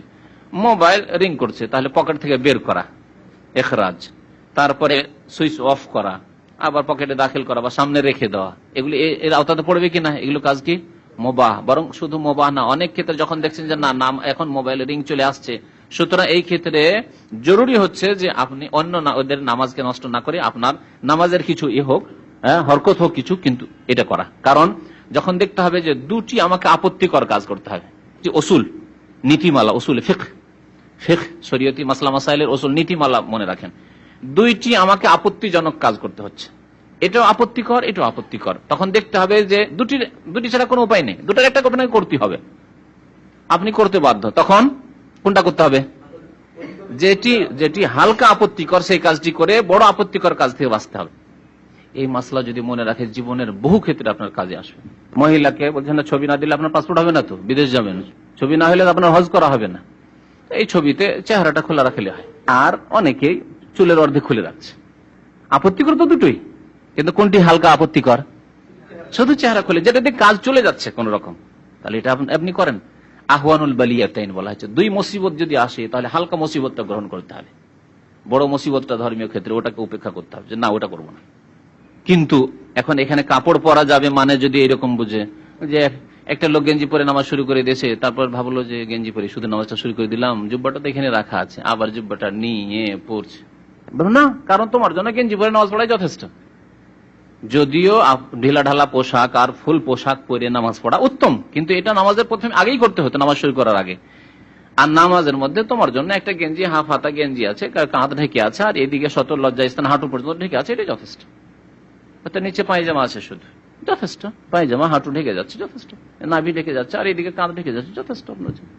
ও হামলু শাইইন, কোনো কিছু ওঠানোর মধ্যে ছেলে মেয়েরা, ওখান থেকে দলিল নেওয়া হয়েছে। নবী করিম সাল্লাল্লাহু আলাইহি সাল্লাম তার নাতনি, তার নাম কি ছিল? উমামা, যায়েনাব রাদিয়াল্লাহু তাআলা আনহার বড় মেয়ের মেয়ে উমামা চলে এসেছে নামাজের সময়। নবী সাল্লাল্লাহু আলাইহি ওয়াসাল্লাম যখন দাঁড়িয়ে কেরাত করছেন তখন কোলে নিয়ে, যখন কেরাত হয়ে গেল রুকু সিজদা যখন যেতেন তখন রেখে দিতেন, আবার যখন সিজদা থেকে উঠলেন আবার কোলে নিয়ে নিলেন, কোলে নিয়ে কেরাত করলেন, সূরা ফাতিহা পড়লেন, অন্য সূরা পড়লেন। নবী সাল্লাল্লাহু আলাইহি ওয়াসাল্লাম তো লম্বা নামাজ পড়তেন, তারপর আবার যখন রুকু যেতেন রেখে দিন, ফাইজা রাকা ওয়াজাহা ফাইজা সাজাদা রাজাহা ওয়াইজা কামা হামালাহা, উঠিয়ে নিতেন। আমরা যদি কেউ নামাজ পড়ি তাহলে আজকালকার মুসলমান কেমন নামাজ, দেখো দেখো খেলা করছে, বাচ্চা নিয়ে খেলা করছে না, এই বাচ্চা গোটা মসজিদ ডিস্টার্ব করে দিবে, এই দিক থেকে ওই দিকে দৌড় ছোটাছুটি আর চা চু করে চিৎকার এমন করছে, গোটা মসজিদের মুসাল্লিদের নামাজ খারাপ করে দিল। ওর চাইতে ভালো আপনি কোলে নিয়ে নামাজ পড়ছেন আপনার ছেলে মেয়েকে, প্রথম কথা নিয়ে আসেন আপনার বাড়িতে, আপনার ওয়াইফ আছে, দেখাশোনার লোক আছে, দেখাশোনা করুক। কিন্তু অনেক সময় হতে পারে যে বাড়িতে কেউ না, একটা ছোট ছেলেকে যদি আমি বাড়িতে রেখে আসি তো মরে যেতে পারে কান্নাকাটি করতে করতে, আপনার নামাজ পড়তে পড়তে হারাম আপনার জন্য। এইরকম অবস্থা, এইরকম অবস্থায় আপনার সামনে দুটো রাস্তা, এখন মসজিদের সাথে করে নিয়ে আসেন, যদি দেখেন যেন ছেলে মদ্যপ ছেলে, ওকে যদি কোলে নিয়ে থাকে তো এইরকম ডিস্টার্ব করবে না, তাহলে কোলে নিয়ে নামাজ পড়েন, রাখেন আর উঠেন আর আবার কোলে নেন। আর যদি দেখেন যে না খুব বেয়াদব ছেলে, একে যদি মসজিদে নিয়ে যেত কোলে নিলেও এ চিৎকার করবে, তাহলে আপনি নামাজে জামাতে আসেন না, জামাত ছেড়ে দেন দিয়ে বাড়িতে নামাজ পড়েন। মশলাগুলি জানতে হবে আপনাকে। ওয়াইফেরা ডিউটি করছে, বিশেষ করে পশ্চিমা দেশে আজকাল তো মহিলাদেরকে চাকরি করার একটা মন মানসিকতা এক শ্রেণী মুসলিমদের তৈরি হয়েছে। আর আপনার স্ত্রী গেছে চাকরিতে, বাড়িতে কেউ নেই, আর নামাজের সময় অক্ত, এখন ছোট বাচ্চা রেখে গেছে আপনার কাছে, করবেন কি? একা রাখা জায়েজ নয় যে একা বাচ্চাকে রেখে দিয়ে আপনি মসজিদে নামাজ পড়তে আসবেন। জাহেল মুসল্লি, হয় তাকে নিয়ে আসতে হবে মসজিদে, আর না হলে আপনাকে বাড়িতে নামাজ পড়তে হবে। মাসলা আসবে আরো বেশি যখন মক্কা মদিনা আপনি গিয়েছেন, মক্কা মদিনা ফ্যামিলি নিয়ে গেছেন, ওই সময় এই সমস্যা আরো দাঁড়ায়। দুইজনে যেতে চাইছেন নামাজ পড়তে, ফজর নামাজ, আমিও যাবো, আপনার স্ত্রী বলছে আমিও যাবো নামাজ পড়তে, তুমি যাবে আমি যাবো না, তুমি তাহাজ্জুদ পড়তে আমি যাবো না, আমি যাবো। বাচ্চা ঘুমিয়ে আছে, রেখে দিয়ে শুয়ে রেখে দিন, আল্লাহ না করে আপনার যাওয়ার সাথে সাথে যদি দরজাটা যখন খট করেছে তখন যদি বাচ্চা জেগে যায়, মরে যেতে পারে কান্না করতে করতে। ছোট বাচ্চাদের কথা বলছি, আর যারা তামিজ করতে পারে 7 বছর 6 বছর 7 বছরের বাচ্চা, তাকে বুঝিয়ে দিলে এইভাবে বসো বা নামাজ পড়ো বুঝবে। কিন্তু 2 বছর 3 বছর বাচ্চা বুঝবে না, এসব কথাই বুঝে নাও, মনেই রাখে না যে আপনি কি বলেছেন। তাহলে এগুলি ক্ষেত্রে কোনো কিছু ওঠানো আর রাখানো সব জায়েজ। ও ফাতহুল বাব, দরজা খোলা জায়েজ। আরো মাসলা শুনেন, দরজা খোলা নামাজের অবস্থায় কি মুবাহ জায়েজ। প্রয়োজন হাঁটতে পারেন, সামনে কিবলার দিকে হইতে হবে, কিবলা থেকে আপনি ফিরে যাতে করে না যান, বা কেবলার পেছন দিকে আছে যদি সামান্য একটু সরে গিয়ে সামান্য একটু সরলেন আর পেছন দিকে হাতটা করেই কেবলা মুখে আছেন খুলে দিতে পারলেন তো খোলা যাবে। সাইডে একটু সরে গেলে খুলতে পারবেন, হয়তো ডান দিকে গেটটা আছে এখানে আর নামাজ পড়ছি এখানে, ডান দিকে খুলে দিতে পারবো আমি, আমার কিবলা মুখী হয়ে থাকলে কিবলা পরিবর্তন যাতে না হয়, কারণ এর আগে পড়েছেন যে কিবলা থেকে যদি পুরো উল্টো হয়ে যায় তাহলে নামাজ ফাসাদ হয়ে যাবে। তাহলে দরজা খোলা যাবে, কিন্তু যখন তখন প্রয়োজনে দরজা খোলা। একজন মেহমান এসছে, এমন ব্যক্তি এসে যার সাথে আপনার জরুরি কথা আছে, তা সে জরুরি কাজের জন্য এসছে, আর এই অবস্থা বা দূর থেকে এসছে, আপনি যদি এখন দরজায় সে বেল মারছে নক করছে, দরজা না খোলেন সে ফিরে চলে যাবে, সে কত হয়রান হবে, আপনি কত হয়রান হবেন। এইসব ক্ষেত্রে দরজা খোলা যাবে না, যাবে না। আর দিন ইউসরুন, দিন সহজ, দিন এত সহজ যে আপনার সামান্য কষ্ট হওয়ার জন্য যদি 4 রাকাত নামাজকে আল্লাহ 2 রাকাত করে দিতে পারেন, জোহর আসর একসাথে আল্লাহ পড়ার অনুমতি দিতে পারেন, মাগরিব এশা একসাথে পড়ার অনুমতি দিতে পারেন, তাহলে এই ক্ষেত্রে আপনার এত পেরেশানি হয়ে গেল যে এই লোকটা তো আমার জন্য দেখা সাক্ষাৎ ফরজ ছিল, টাকা পয়সা পেতেন তার কাছে, সে এসছে নক করে টাকা দেওয়ার জন্য আপনাকে, আর কখন হয়তো দেখা হবে না তার সাথে, আর আপনি বলছেন না আমি নামাজে আছি, ব্যস্ত আছি, আমি খুলবো না, ও বেল বাজেন না, এটা অজ্ঞতা এগুলি। তাহলে প্রয়োজন, এগুলি হচ্ছে প্রয়োজন, প্রয়োজনের ক্ষেত্রে দরজা খোলা যাবে। ওয়ালাহু কাতলু হাইয়াতিন ওয়া আকরাবিন, এইরকমই নামাজের অবস্থায় সাপ হত্যা করা যাবে, ওয়া আকরাবিন বিচ্ছু হত্যা করা যাবে, এইরকমই কষ্টদায়ক যে কোনো জীবজন্তু, কষ্টদায়ক যা আপনাকে কষ্ট দিতে পারে বা আপনার আশেপাশে কোনো লোককে কষ্ট দিতে পারে, অথবা আপনার ছেলে মেয়েরা রয়েছে তাদেরকে কষ্ট দিতে পারে, এরকম কিছু।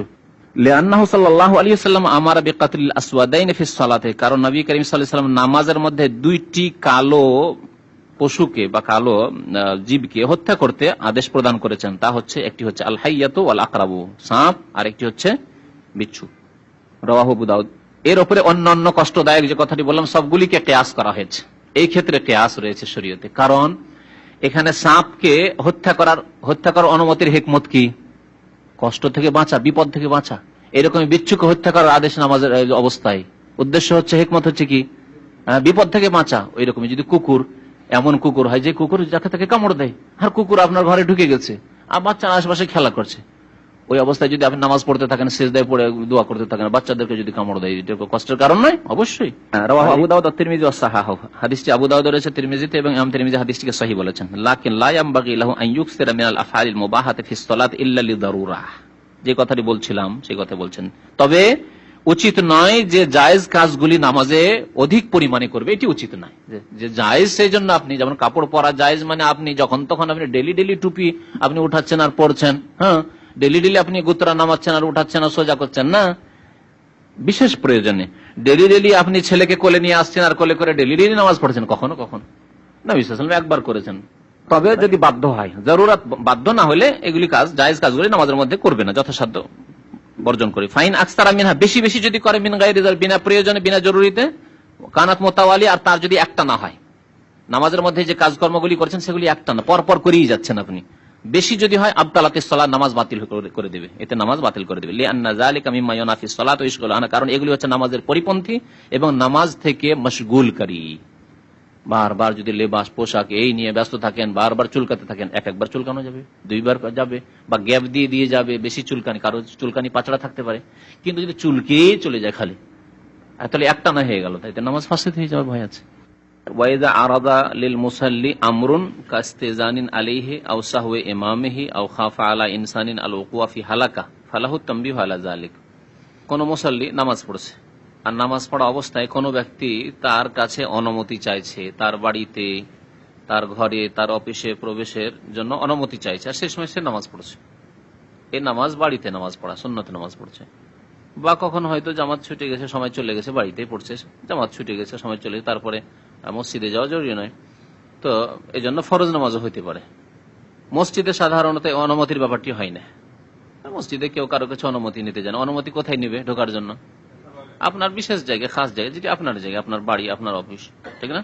অফিসের দরজা বন্ধ করে আপনি নামাজ পড়ছেন, অথবা আপনার ঘরের দরজা বন্ধ করে নামাজ পড়ছেন, সেই জায়গায়। তো এখানে বলছেন একটি বিষয় যে আপনার কাছে অনুমতি চাইছে কোনো ব্যক্তি, আর আপনি নামাজের অবস্থায় রয়েছেন, মুসাল্লি, আপনি নামাজ পড়ছেন, অথবা আপনি নামাজ পড়ছেন ইমামের পেছনে, আর ইমামের ভুল হয়ে গেছে, সহ হয়ে গেছে, সে তেলাওয়াত করতে গিয়ে ভুল করুক, অথবা রুকু সিজদার ক্ষেত্রে ভুল করুক, অথবা তাশাহুদ বসতে হবে বসলো না, বসতে হবে না বসে গেল, যে কোনো রকমের ভুল হোক না কেন, ইমামের সহ ভ্রম হয়েছে, আরেকটি মাসলা। অথবা কোন ব্যক্তিকে দেখছে যে লোকটি ক্ষতি হবে বা ধ্বংস হয়ে যাবে, যদি আমি এই সময় একে সতর্ক না করি, সাবধান না করি, তো লোকটি কি হবে? ক্ষতিগ্রস্ত হবে বা ধ্বংস হয়ে যাবে, মারা যাবে। এরকম কোন বিপদ যদি থাকে, তাহলে নামাজের অবস্থায় তাদের সাথে কোনো আদান প্রদান করতে পারবে কিনা, মানে অনুমতি চাইছে, অনুমতি দিতে পারবে কিনা, ইমাম ভুল করে দিয়েছে, তার ভুলে সংশোধন করতে পারবে কিনা, আর বা একটা লোকের ক্ষতি হতে যাচ্ছে, ক্ষতি থেকে তাকে বাঁচাতে পারবে কিনা, একটা লোক হেলাক হয়ে যাওয়ার, ধ্বংস হয়ে যাওয়ার আশঙ্কা আছে, তাহলে তাকে বাঁচাবার, উদ্ধার করার জন্য নামাজের অবস্থায় কোনো কদম উঠাতে পারবে কিনা, পদক্ষেপ উঠাতে পারবে কিনা, পদক্ষেপ নিতে পারবে কিনা। লেখক বলছেন ফালাহু তানবিহু আলা যালিকা, এই ক্ষেত্রে সতর্ক করতে পারবে, সতর্ক করতে পারবে। তানবিহ মানে জ্ঞাত করা, তানবিহ মানে সতর্ক করা, জ্ঞাত করতে পারবে। যদি অনুমতি চায় তাহলে জ্ঞাত করতে পারবে যে আমি নামাজে ব্যস্ত আছি। কি ইঙ্গিত, কেমন করে জ্ঞাত করবে তা পরে বলছি। জানাতে পারবে যে হ্যাঁ, অনুমতি জানাবার ব্যবস্থা থাকে তো ঠিক আছে, না হলে কমপক্ষে এতটুকু জানাতে পারবে যে আমি নামাজে আছি, নামাজের অবস্থায় আছি। এইরকমই আর একটি মাসলা হচ্ছে টেলিফোন। আপনার বাড়িতে, আপনার রুমে আপনি একাই আছেন, আর টেলিফোন ধরার মতো কেউ নেই, আর বারবার রিং হয়ে চলে যাচ্ছে, রিং হয়ে চলে যাচ্ছে, কি করা যেতে পারে? নামাজের অবস্থায় তাকে জানানো যেতে পারে কিনা, তানবিহ, তাকে জানানো যেতে পারে কিনা যে আমি নামাজ পড়ছি। মনে আছে মাসলা? জানানো যেতে পারে, জি। তারপরে কিভাবে জানাবেন তা পরে বলছি। একটা লোক ধ্বংস হয়ে যার, সে বড় হোক আর ছোট, বিশেষ করে বাচ্চাদের ক্ষেত্রে এরকম বিপদের আশঙ্কা হতে পারে যে আগুন সামনে আছে, প্রদীপ জ্বলছে, লন্ঠন জ্বলছে, আর ওই লন্ঠনের আগুনে হাত দিতে যাচ্ছে, গরম পাত্র রাখা আছে, রান্না করে কিছু রাখা আছে, হাড়ি বাসন রাখা আছে, ওতে হাত দিতে যাচ্ছে বাচ্চা, আর নামাজ পড়ছে, মহিলা নামাজ পড়ছে বা পুরুষ নামাজ পড়ছে, বাচ্চাকে সতর্ক করতে পারে না? তো এসব ক্ষেত্রে সতর্ক করতে পারে। যদি কারো ধ্বংস হওয়ার আশঙ্কা থাকে তাহলে তো তাকে ধ্বংস থেকে বাঁচানো জরুরি, এই ক্ষেত্রে ওয়াজিব হয়ে যাবে, জরুরি হয়ে যাবে। কিভাবে জানাবে? বলছে পুরুষদের ক্ষেত্রে একটি নিয়ম আর মহিলাদের ক্ষেত্রে আরেকটি নিয়ম। পুরুষদের ক্ষেত্রে নবী করিম সাল্লাল্লাহু আলাইহি ওয়াসাল্লাম বলেছেন, একটি আম হাদিস, আত-তাসবিহু লির-রিজালি ওয়া তাসফিকু লিন-নিসা, পুরুষদের জন্য সুবহানাল্লাহ বলা আর মহিলাদের জন্য তালি বাজানো বা তালি দেওয়া। তাহলে কেউ যদি অনুমতি চায়, ওই অবস্থায় পুরুষ লোক কি করবে? দরজা বারবার নক করছে, বেল বাজিয়ে চলে যাচ্ছে, একবার হয়ে গেল, দুইবার হয়ে গেল, তিনবার হয়ে গেল, আপনার নামাজ শেষ হয়নি, দরজা খুলতে পারছেন না, তিনবারের পরে চলে যাবে। বা আওয়াজ দিচ্ছে, তার আওয়াজে বুঝতে পারছেন অমুক লোক আছে, তার আসা জরুরি, আপনার বাড়িতে আপনার সাথে সাক্ষাৎ করা জরুরি হয়, তার জরুরি অথবা আপনারই জরুরি, তাহলে তাকে জানানো যাবে। কিভাবে? সুবহানাল্লাহ সুবহানাল্লাহ বললে খুলতে পারছেন আর সুবহানাল্লাহ বলছেন, তার মানে সে বুঝতে পারবে যে নামাজে ব্যস্ত আছে, আমি তাহলে অপেক্ষা করি। বারবার বেল না বাজিয়ে বা ফিরে চলে না যে আমি কি করি, অপেক্ষা করি। কি বলবে পুরুষ লোক? সুবহানাল্লাহ বলবে। টেলিফোনের মাসলা, টেলিফোন বারবার রিং হচ্ছে, সে মোবাইলে হলে তো নামই দেখতে পাচ্ছেন, নাম আসছে, টেলিফোন না আসছে। আজকাল ইয়েতেও ল্যান্ড টেলিফোন অনেক সময় নম্বর আসে, তাই না? ওর ব্যবস্থা আছে, নম্বর আসছে, দেখছেন আপনার আম্মা টেলিফোন করছে বা গুরুত্বপূর্ণ টেলিফোন আছে, জরুরি আপনার মালিক টেলিফোন করছে, জরুরি জবাব দেওয়া এখন, বা এরকম যে কোনো ক্ষেত্রে হোক যে এই টেলিফোনের জবাব দেওয়া জরুরি। তারপর অনেক সময় আপনার দেশ থেকে টেলিফোন আসছে, যদি জবাব না দেন আপনি 2 দিন 3 দিন চলে যাবে, টেলিফোন লাগাইতে পারেন না, টেলিফোন ঢুকে না বাংলাদেশ। এরকম হচ্ছে না? হচ্ছে না?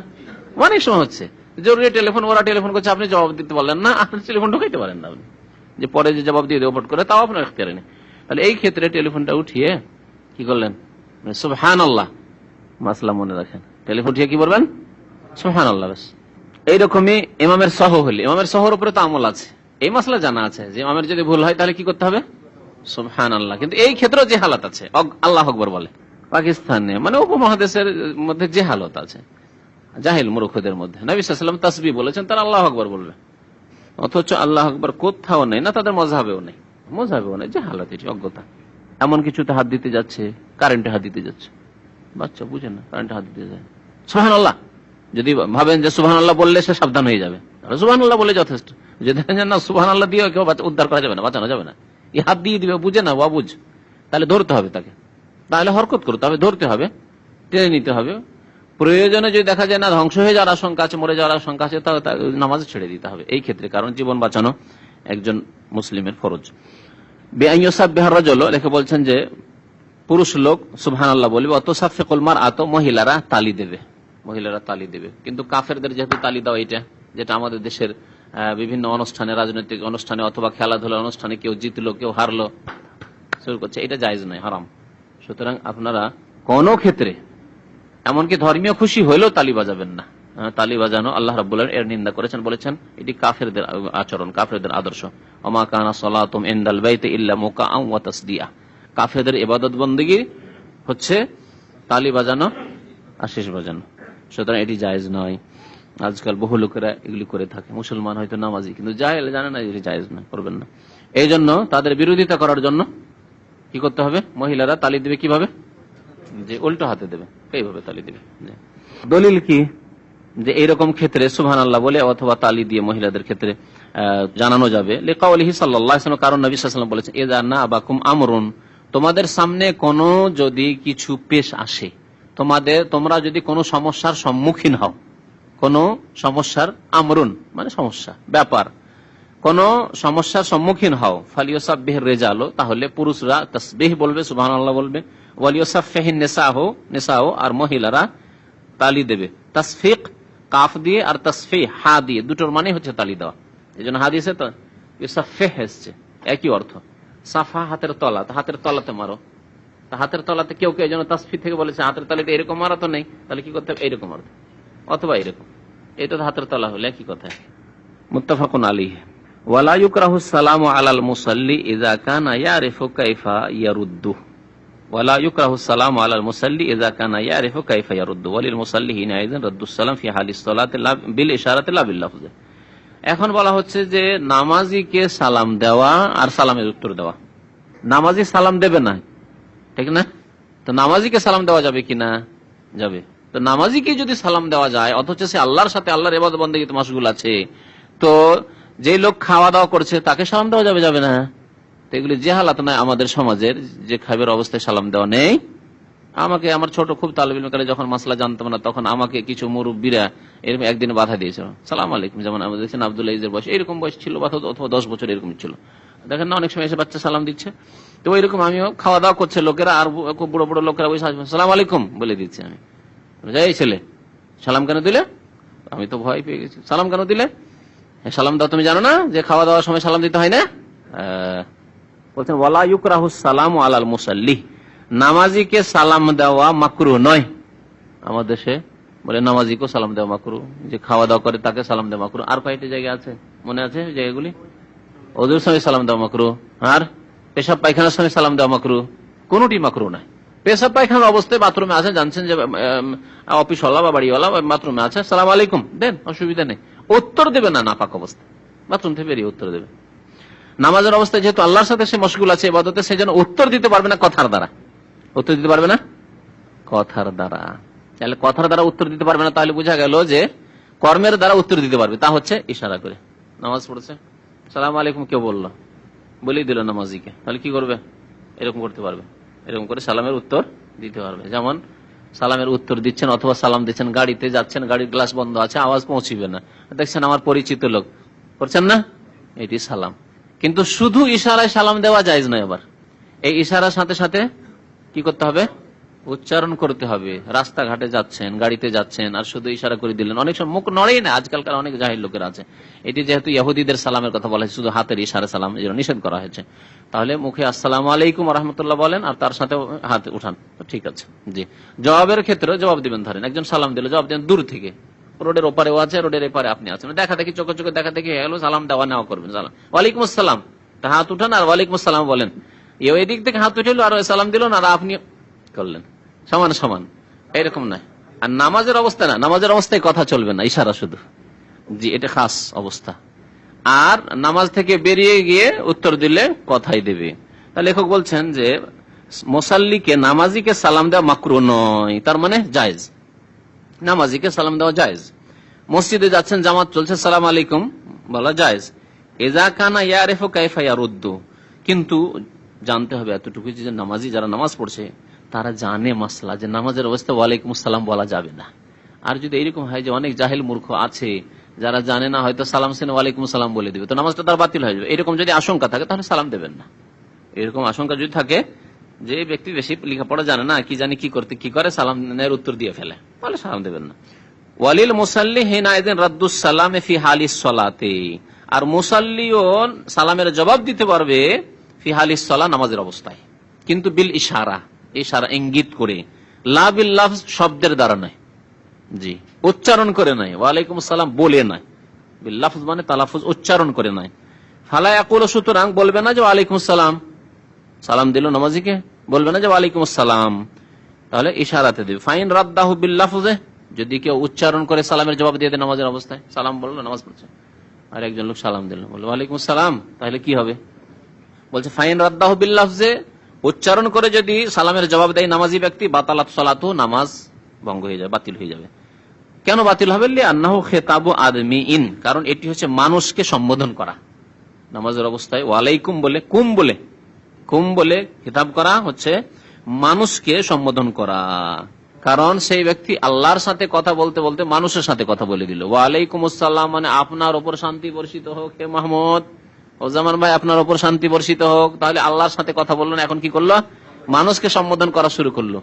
আর নামাজ হচ্ছে আল্লাহর সাথে চুপি সুরে কথা বলার নাম। ইন্নাল মুসাল্লি ইযা সাল্লা, মুসাল্লি যখন নামাজ পড়ে, ইউনাজি রাব্বাহু, তখন সে রবের সাথে চুপি সুরে কথা বলে, মুনাজাত করে, মানে চুপি সুরে কথা বলে।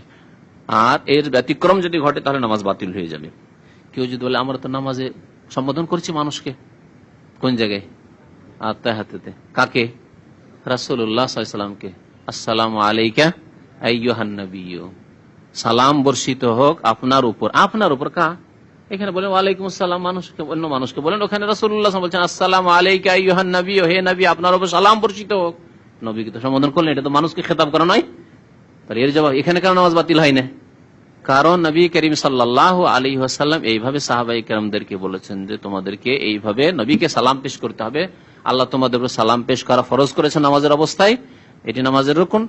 আর তার বাস্তব আমল হচ্ছে এইরকম করে যে তোমরা বলবে আসসালামু আলাইকা আইয়ুহান নাবিয়্যু ওয়া রাহমাতুল্লাহি ওয়া বারাকাতুহু।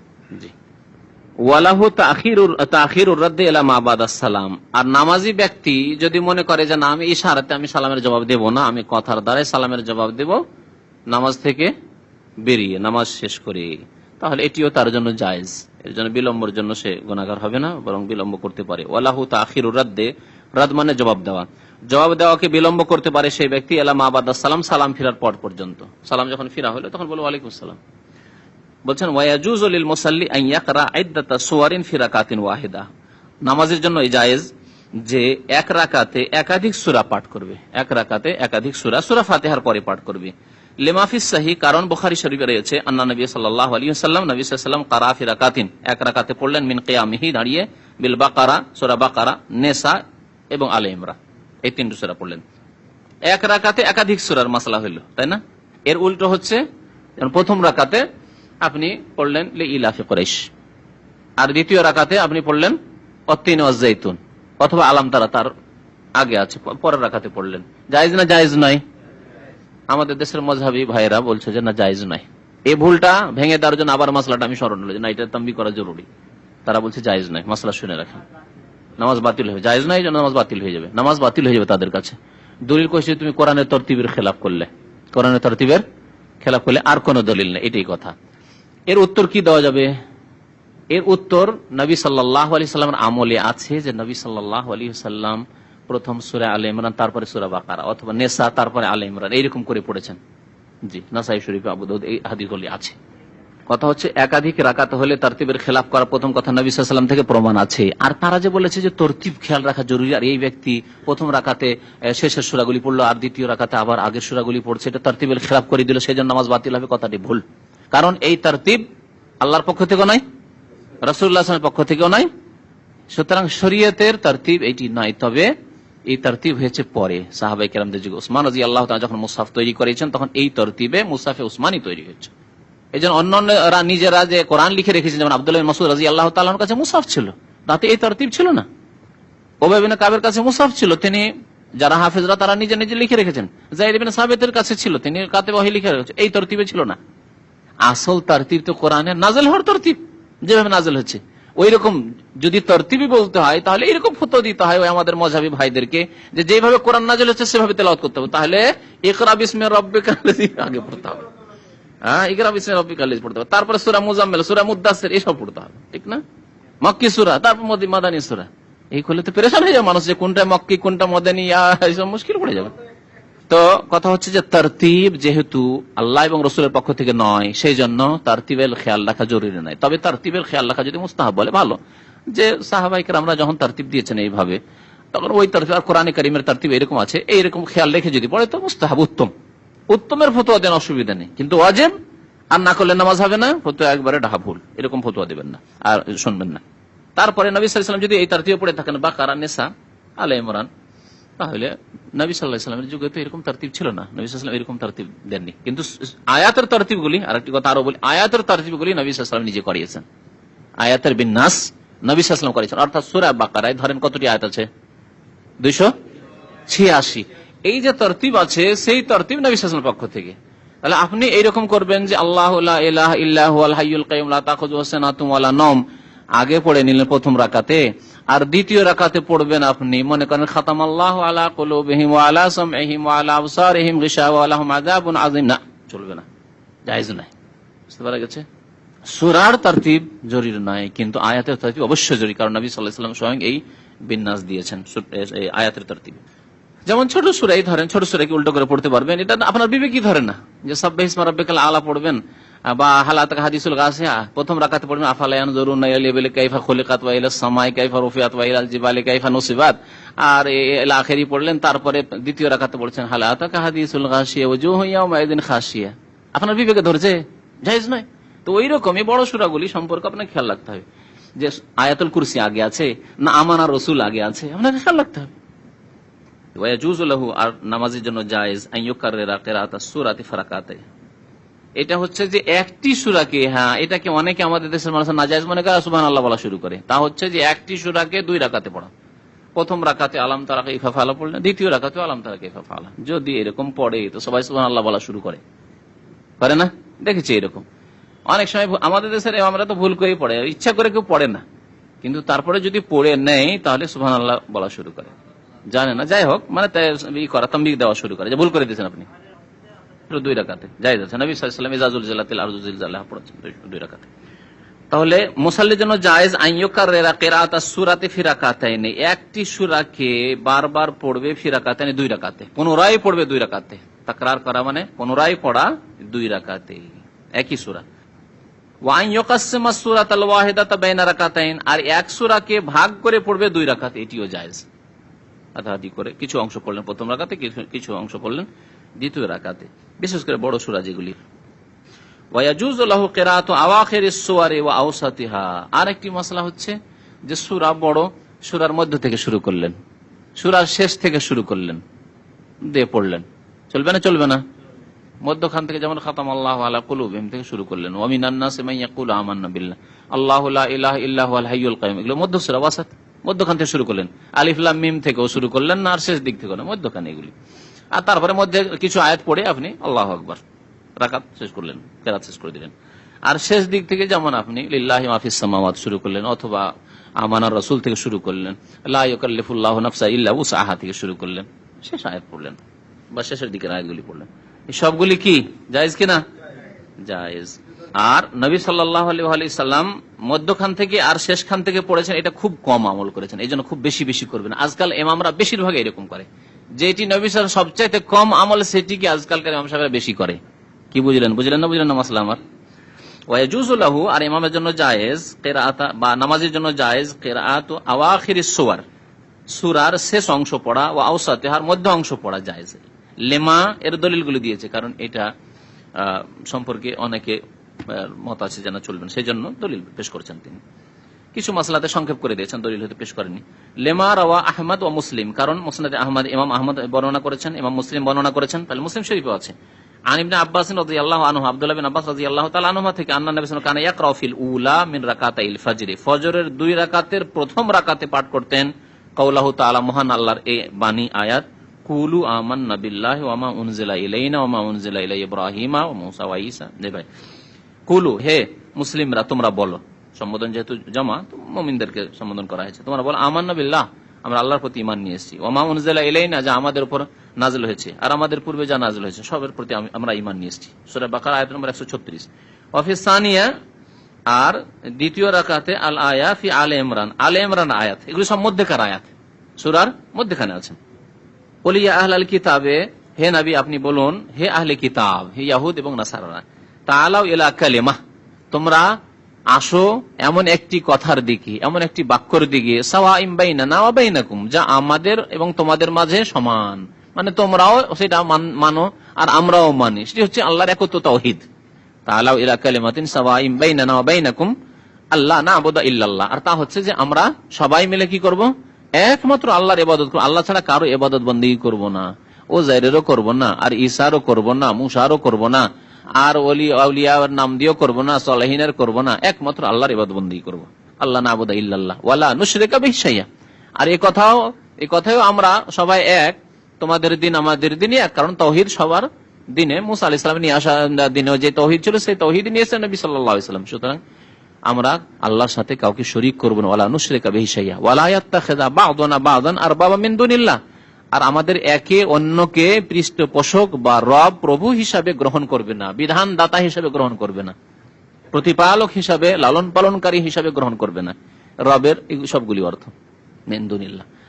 তাহলে মানুষের বিধান যদি মানব রচিত বিধান মানে, তাহলে সে মুশরিক হবে এই আয়াতের আলোকে। ওয়ালা ইয়াত্তাখিযা বা'দুনা বা'দান আরবাবা মিন দুনিল্লাহ, যদি তার প্রতি বিশ্বাস করে, করে ওয়ালা ইয়াত্তাখিযা বা'দুনা বা'দান আরবাবা মিন দুনিল্লাহ, রব হিসাবে গ্রহণ করবে না, প্রভু হিসাবে গ্রহণ করবে না মানুষকে। ফাইন তাওয়াল্লাহ, এই কথা জানিয়ে দাও, তারপরে যদি তারা অমান্য করে, মুখ ফিরিয়ে নেই, বিমুখ হয়, ফাকুলু, তো তাদেরকে জানিয়ে দাও, ইশহাদু বিআন্না মুসলিমুন, তোমরা সাক্ষী থাকো ইহুদি এবং খ্রিস্টান জগৎ, যে আমরা মুসলিম, আমরা একমাত্র আল্লাহর ইবাদত বন্দেগী, তোমরা মানো আর না মানো, তোমাদেরকে জানিয়ে দিলাম। এই আয়াত নবী সাল্লাল্লাহু আলাইহি ওয়াসাল্লাম পড়েছেন মধ্যখান থেকে, সূরা আলে ইমরান আয়াত নম্বর 64। ওয়ালি উমুমি কওলিহি তাআলা, আর মহান আল্লাহ রাব্বুল আলামিনের আম আদেশ রয়েছে, সেটি হচ্ছে যে তোমার যেটা সহজ সেটা পড়ো, ফাকরাউ মা তায়াসসারা মিনাল কোরআন, কোরআন থেকে যা সহজ সাধ্য হয়, তোমার যেটি ভালোভাবে মুখস্থ আছে সেটাই কি করো, নামাজে পড়ো। আপনার শুরু থেকে সূরা বাকারার মুখস্থ নেই, কিন্তু মধ্যখানে মুখস্থ আছে কিছু আয়াত, শেষখানে মুখস্থ আছে, এইরকম সূরা আলে ইমরানের মধ্যখানে মুখস্থ আছে, অন্যান্য সূরার মধ্যখানে কিছু আয়াত মুখস্থ আছে, তাহলে ওগুলি পড়েন যেগুলি ভালো মুখস্থ। ফাকরাউ মা তায়াসসারা মিনাল কোরআন, কোরআন থেকে যা সহজ তাই তোমরা পাঠ করো। সূরা মুজাম্মিল আয়াত নম্বর 20। লাকিন লা ইয়ামবাগিল ইকসারু মিন যালিকা বাল ইউফআলু আহইয়ানান, কিন্তু এটি খুব বেশি বেশি করা ঠিক নয়। ইমাম সাহেবরা শুনেন ভালো করে, বা নিজেরা প্রত্যেকেই তো নামাজ পড়ছেন, অনেক সময় একা নামাজ পড়েন, সুন্নাত নামাজে ভেঙে ভেঙে মধ্যখান থেকে বা শেষখান থেকে কোন সূরার পড়া বেশি বেশি করা ঠিক নয়, বুঝলেন? শুরু থেকে পড়ার চেষ্টা করতে হবে। যে কোনো সূরা ধরলে মুখস্থ থাকলে শুরু থেকে পড়ার চেষ্টা করবেন। বড় সূরা হইলো, সূরা বাকারা শুরু থেকে শুরু করেন, সূরা নিসা শুরু থেকে শুরু করেন, সূরা আলে ইমরান শুরু থেকে শুরু করেন। যদি মুখস্থ থাকে তাহলে কখনো কখনো করা যাবে। বাল ইউফআলু আহিয়ানান, বরং এটি কখনো কখনো করা যাবে। কারণ নবী করিম সাল্লাল্লাহু আলাইহি ওয়াসাল্লাম কখনো কখনো 1-2 বার করেছেন। এটিকে একবারে সুন্নত তরিকা বানিয়ে নেওয়ার প্রায় সময় দেখা যাচ্ছে আপনি মধ্যখান থেকে পড়ছেন, শেষ খান থেকে পড়ছেন সূরার, এরকম না করা উচিত। আরেকটি মাসলা মুস্তাহাব অথবা জায়েজ, মুস্তাহাব বলা যেতে পারে এই ক্ষেত্রে মুসাল্লির জন্য যখন এমন আয়াত আসবে যাতে আল্লাহর আযাবের কথা উল্লেখ করা হয়েছে, তখন আল্লাহর কাছে আযাব থেকে আশ্রয় গ্রহণ করা। কোরআনের আয়াত হলো কুল নারু জাহান্নাম আশাদ্দু হাররান, হে নবী আপনি বলে দেন যে জাহান্নামের আগুন হচ্ছে অত্যন্ত উত্তপ্ত। তখন আপনি বলেন আল্লাহুম্মা ইন্নী আউযু বিকা মিনান নার। নামাজের অবস্থায় আয়াত শেষ হতেই আপনি আল্লাহর কাছে আশ্রয় গ্রহণ করেন, জি আশ্রয় কামনা করেন, পানা চান। এইরকমই যখন আল্লাহর নিয়ামতের আয়াত আসবে, যে কোনো নিয়ামত, দুনিয়ার হোক আখিরাতের নিয়ামত হোক, তখন তা আপনি কি করতে পারবেন? চাইতে পারবেন। ইন্নাল্লাযীনা আমানু ওয়া আমিলুস সালিহাতি কানাত লাহুম জান্নাতুল ফিরদাউসি নুজুলা। তখন বলেন আল্লাহুম্মা ইন্নী আসআলুকাল জান্নাহ, আল্লাহুম্মা ইন্নী আসআলুকাল জান্নাতাল ফিরদাউস বলতে পারবেন। তবে যেখানে ফিতনা হওয়ার আশঙ্কা আছে, জাহের মূর্খ সমাজ আর ইমাম সাহেব যদি মধ্যখানে আয়াত থেকে থেমে যদি আল্লাহুম্মা ইন্নী আসআলুকাল জান্নাতাল ফিরদাউস করতে শুরু করে, বলে কি করতে লাগলো রে, সুবহানাল্লাহ আল্লাহু আকবার বলা শুরু করে দিবে। জি হ্যাঁ হ্যাঁ, শুধু রমজানের না, সব নামাজে আযাবের আয়াত আসলে আল্লাহর কাছে আযাব থেকে আশ্রয় কামনা করা, আল্লাহর নিয়ামতের আয়াত আসলে নিয়ামত চাওয়া, আর যদি নবী সাল্লাল্লাহু আলাইহি ওয়াসাল্লামের নাম আসে তাহলে দুরূদ পড়ে দেওয়া, সব জায়েজ আছে। ওয়ালিল মুসাল্লি, আর নামাজের জন্য জায়েজ আইয়াস্তাইযা ইনদা কিরাআতি আয়াতিন, এমন আয়াত তেলাওয়াতের সময় ফিহা যিকরু আযাবিন, যাতে আযাবের কথা উল্লেখিত হয়েছে সেই সময় আল্লাহর পানাহ কামনা করবে, আশ্রয় কামনা করবে আল্লাহর কাছে, এটি জায়েজ। ওয়া আইয়াসআলাল্লাহ ইনদা কিরাআতি আয়াতিন ফিহা যিকরু রাহমা, আর আল্লাহর কাছে চাইবে এমন আয়াত পড়ার সময় যেই জায়গায় কি রয়েছে যিকরু রাহমা, রহমতের, আল্লাহর রহমতের কথা উল্লেখ। ইন্না রাহমাতাল্লাহি করিবুম মিনাল মুহসিনিন ওয়া রাহমাতি ওয়াসিআত কুল্লা শাই। তখন আপনি বলবেন আল্লাহুম্মা ইন্নী আসআলুকা রাহমাতাক, বলেন, অসুবিধা নেই। ওয়ালাহু আন ইউসাল্লি আলা নবী সাল্লাল্লাহু আলাইহি ওয়াসাল্লাম, আর মুসাল্লির জন্য জায়েজ নবী সাল্লাল্লাহু আলাইহি ওয়াসাল্লামের উপর দুরূদ পেশ করবে ইনদা কিরাআতি যিকরিহি, যখন নবী সাল্লাল্লাহু আলাইহি ওয়াসাল্লামের উল্লেখ এসেছে কোরআনে কারীমে। মা কানা মুহাম্মাদুন আবা আহাদিম মির রিজালিকুম, বলেন সাল্লাল্লাহু আলাইহি ওয়াসাল্লাম, নিজে পড়ছেন অথবা পেছনে আছেন সাল্লাল্লাহু আলাইহি ওয়াসাল্লাম বলতে পারবেন। আচ্ছা, দুরূদ কেন পড়তে পারবেন? নবীর নাম আসলে কোরআনে কারীমে, আর আপনি কেন দুরূদ পড়তে পারবেন? বলছেন লিতাআক্কুদিস সালাতি আলাইহি ইনদা যিকরিহি, কারণ বহু হাদিসে নবী সাল্লাল্লাহু আলাইহি ওয়াসাল্লামের নাম উল্লেখ হলেই কি বলা হয়েছে? দুরূদ পেশ করার তাকিদ করা হয়েছে। জি, আল বাখিল আল্লাযী যুকিরতু ইনদাহু ফালাম ইউসাল্লি আলাইহি, ওই ব্যক্তি সবচেয়ে বড় কৃপণ যার সামনে আমার জিকির, আসলে আমার কথা উল্লেখ করা হলো অথচ দুরূদ পাঠ করলো না। আপনার সামনে তো এলো আল্লাহর নবীর নাম, আপনি যে দুরূদ পাঠ করলেন না, তাগিদ আইলো না। মান সাল্লাল্লাহু আলাইহি ওয়াহিদান সাল্লাল্লাহু বিহি আশারান, এইভাবে বহু হাদিস রয়েছে নবী সাল্লাল্লাহু আলাইহি ওয়াসাল্লামের।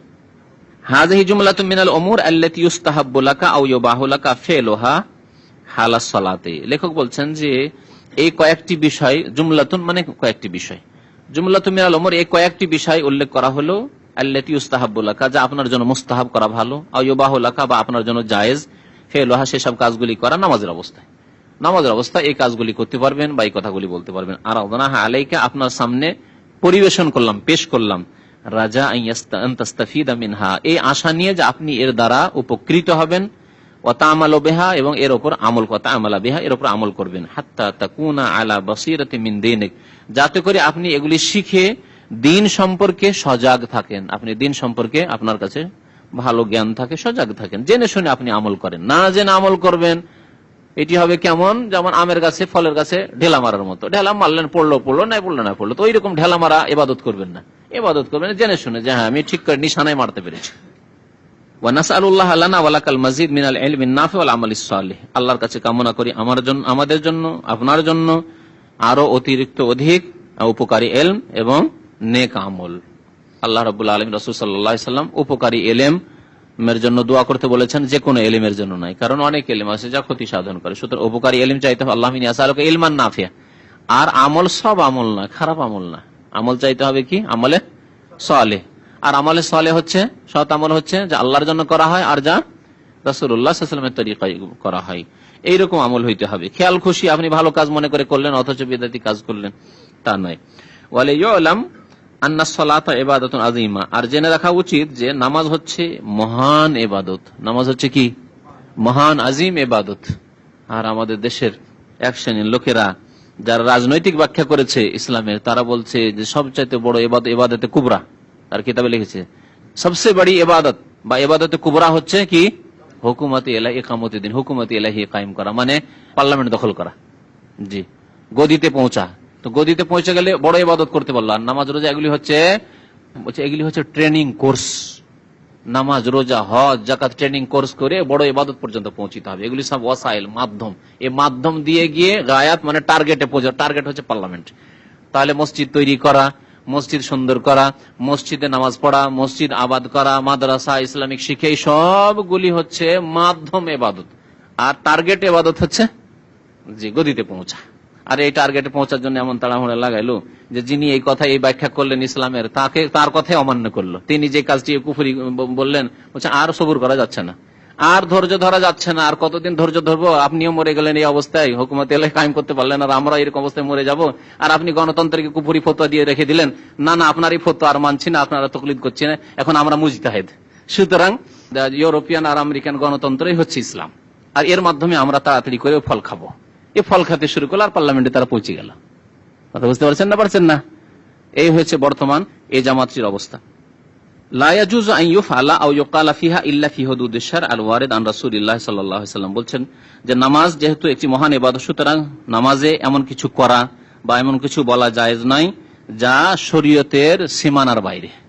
শরীয়তের সীমানায় যা আছে, মানে যতটা অনুমতি আছে করার তাই করতে পারবেন, যতটা অনুমতি আছে বলার নামাজের অবস্থায় তাই বলতে পারবেন। আর যা প্রমাণিত আলওয়ারে, যা প্রমাণিত রাসূলুল্লাহ সাল্লাল্লাহু আলাইহি ওয়াসাল্লাম থেকে, ফাআলাইকা বিল ইহতিমামি বিহা, সুতরাং আপনি এই ক্ষেত্রে গুরুত্ব আরোপ করুন। ও মারিফাতে মা ইউকাম্মিলুহা, এবং সেসব বস্তু জানুন, সেসব জিনিস জানুন যা নামাজকে পূর্ণতা দান করে। ওমা ইউনকিসুহা, নামাজে ঘাটতি সৃষ্টি করে, নামাজে ত্রুটি পয়দা করে, সেসব জিনিসকে জানুন এবং সেগুলো থেকে বেঁচে থাকেন। হাত্তা তুআদ্দিহা আলাল ওয়াজহিল আকমাল, যাতে করে নামাজকে সুন্দর রূপে, পূর্ণাঙ্গ রূপে আপনি আদায় করতে পারেন। আল্লাহ যেন আমাদেরকে তৌফিক দান করেন। আমিন ইয়া রাব্বাল আলামিন। সাল্লাল্লাহু আলা নবিয়িনা মুহাম্মদ ওয়া আলা আলিহি ওয়া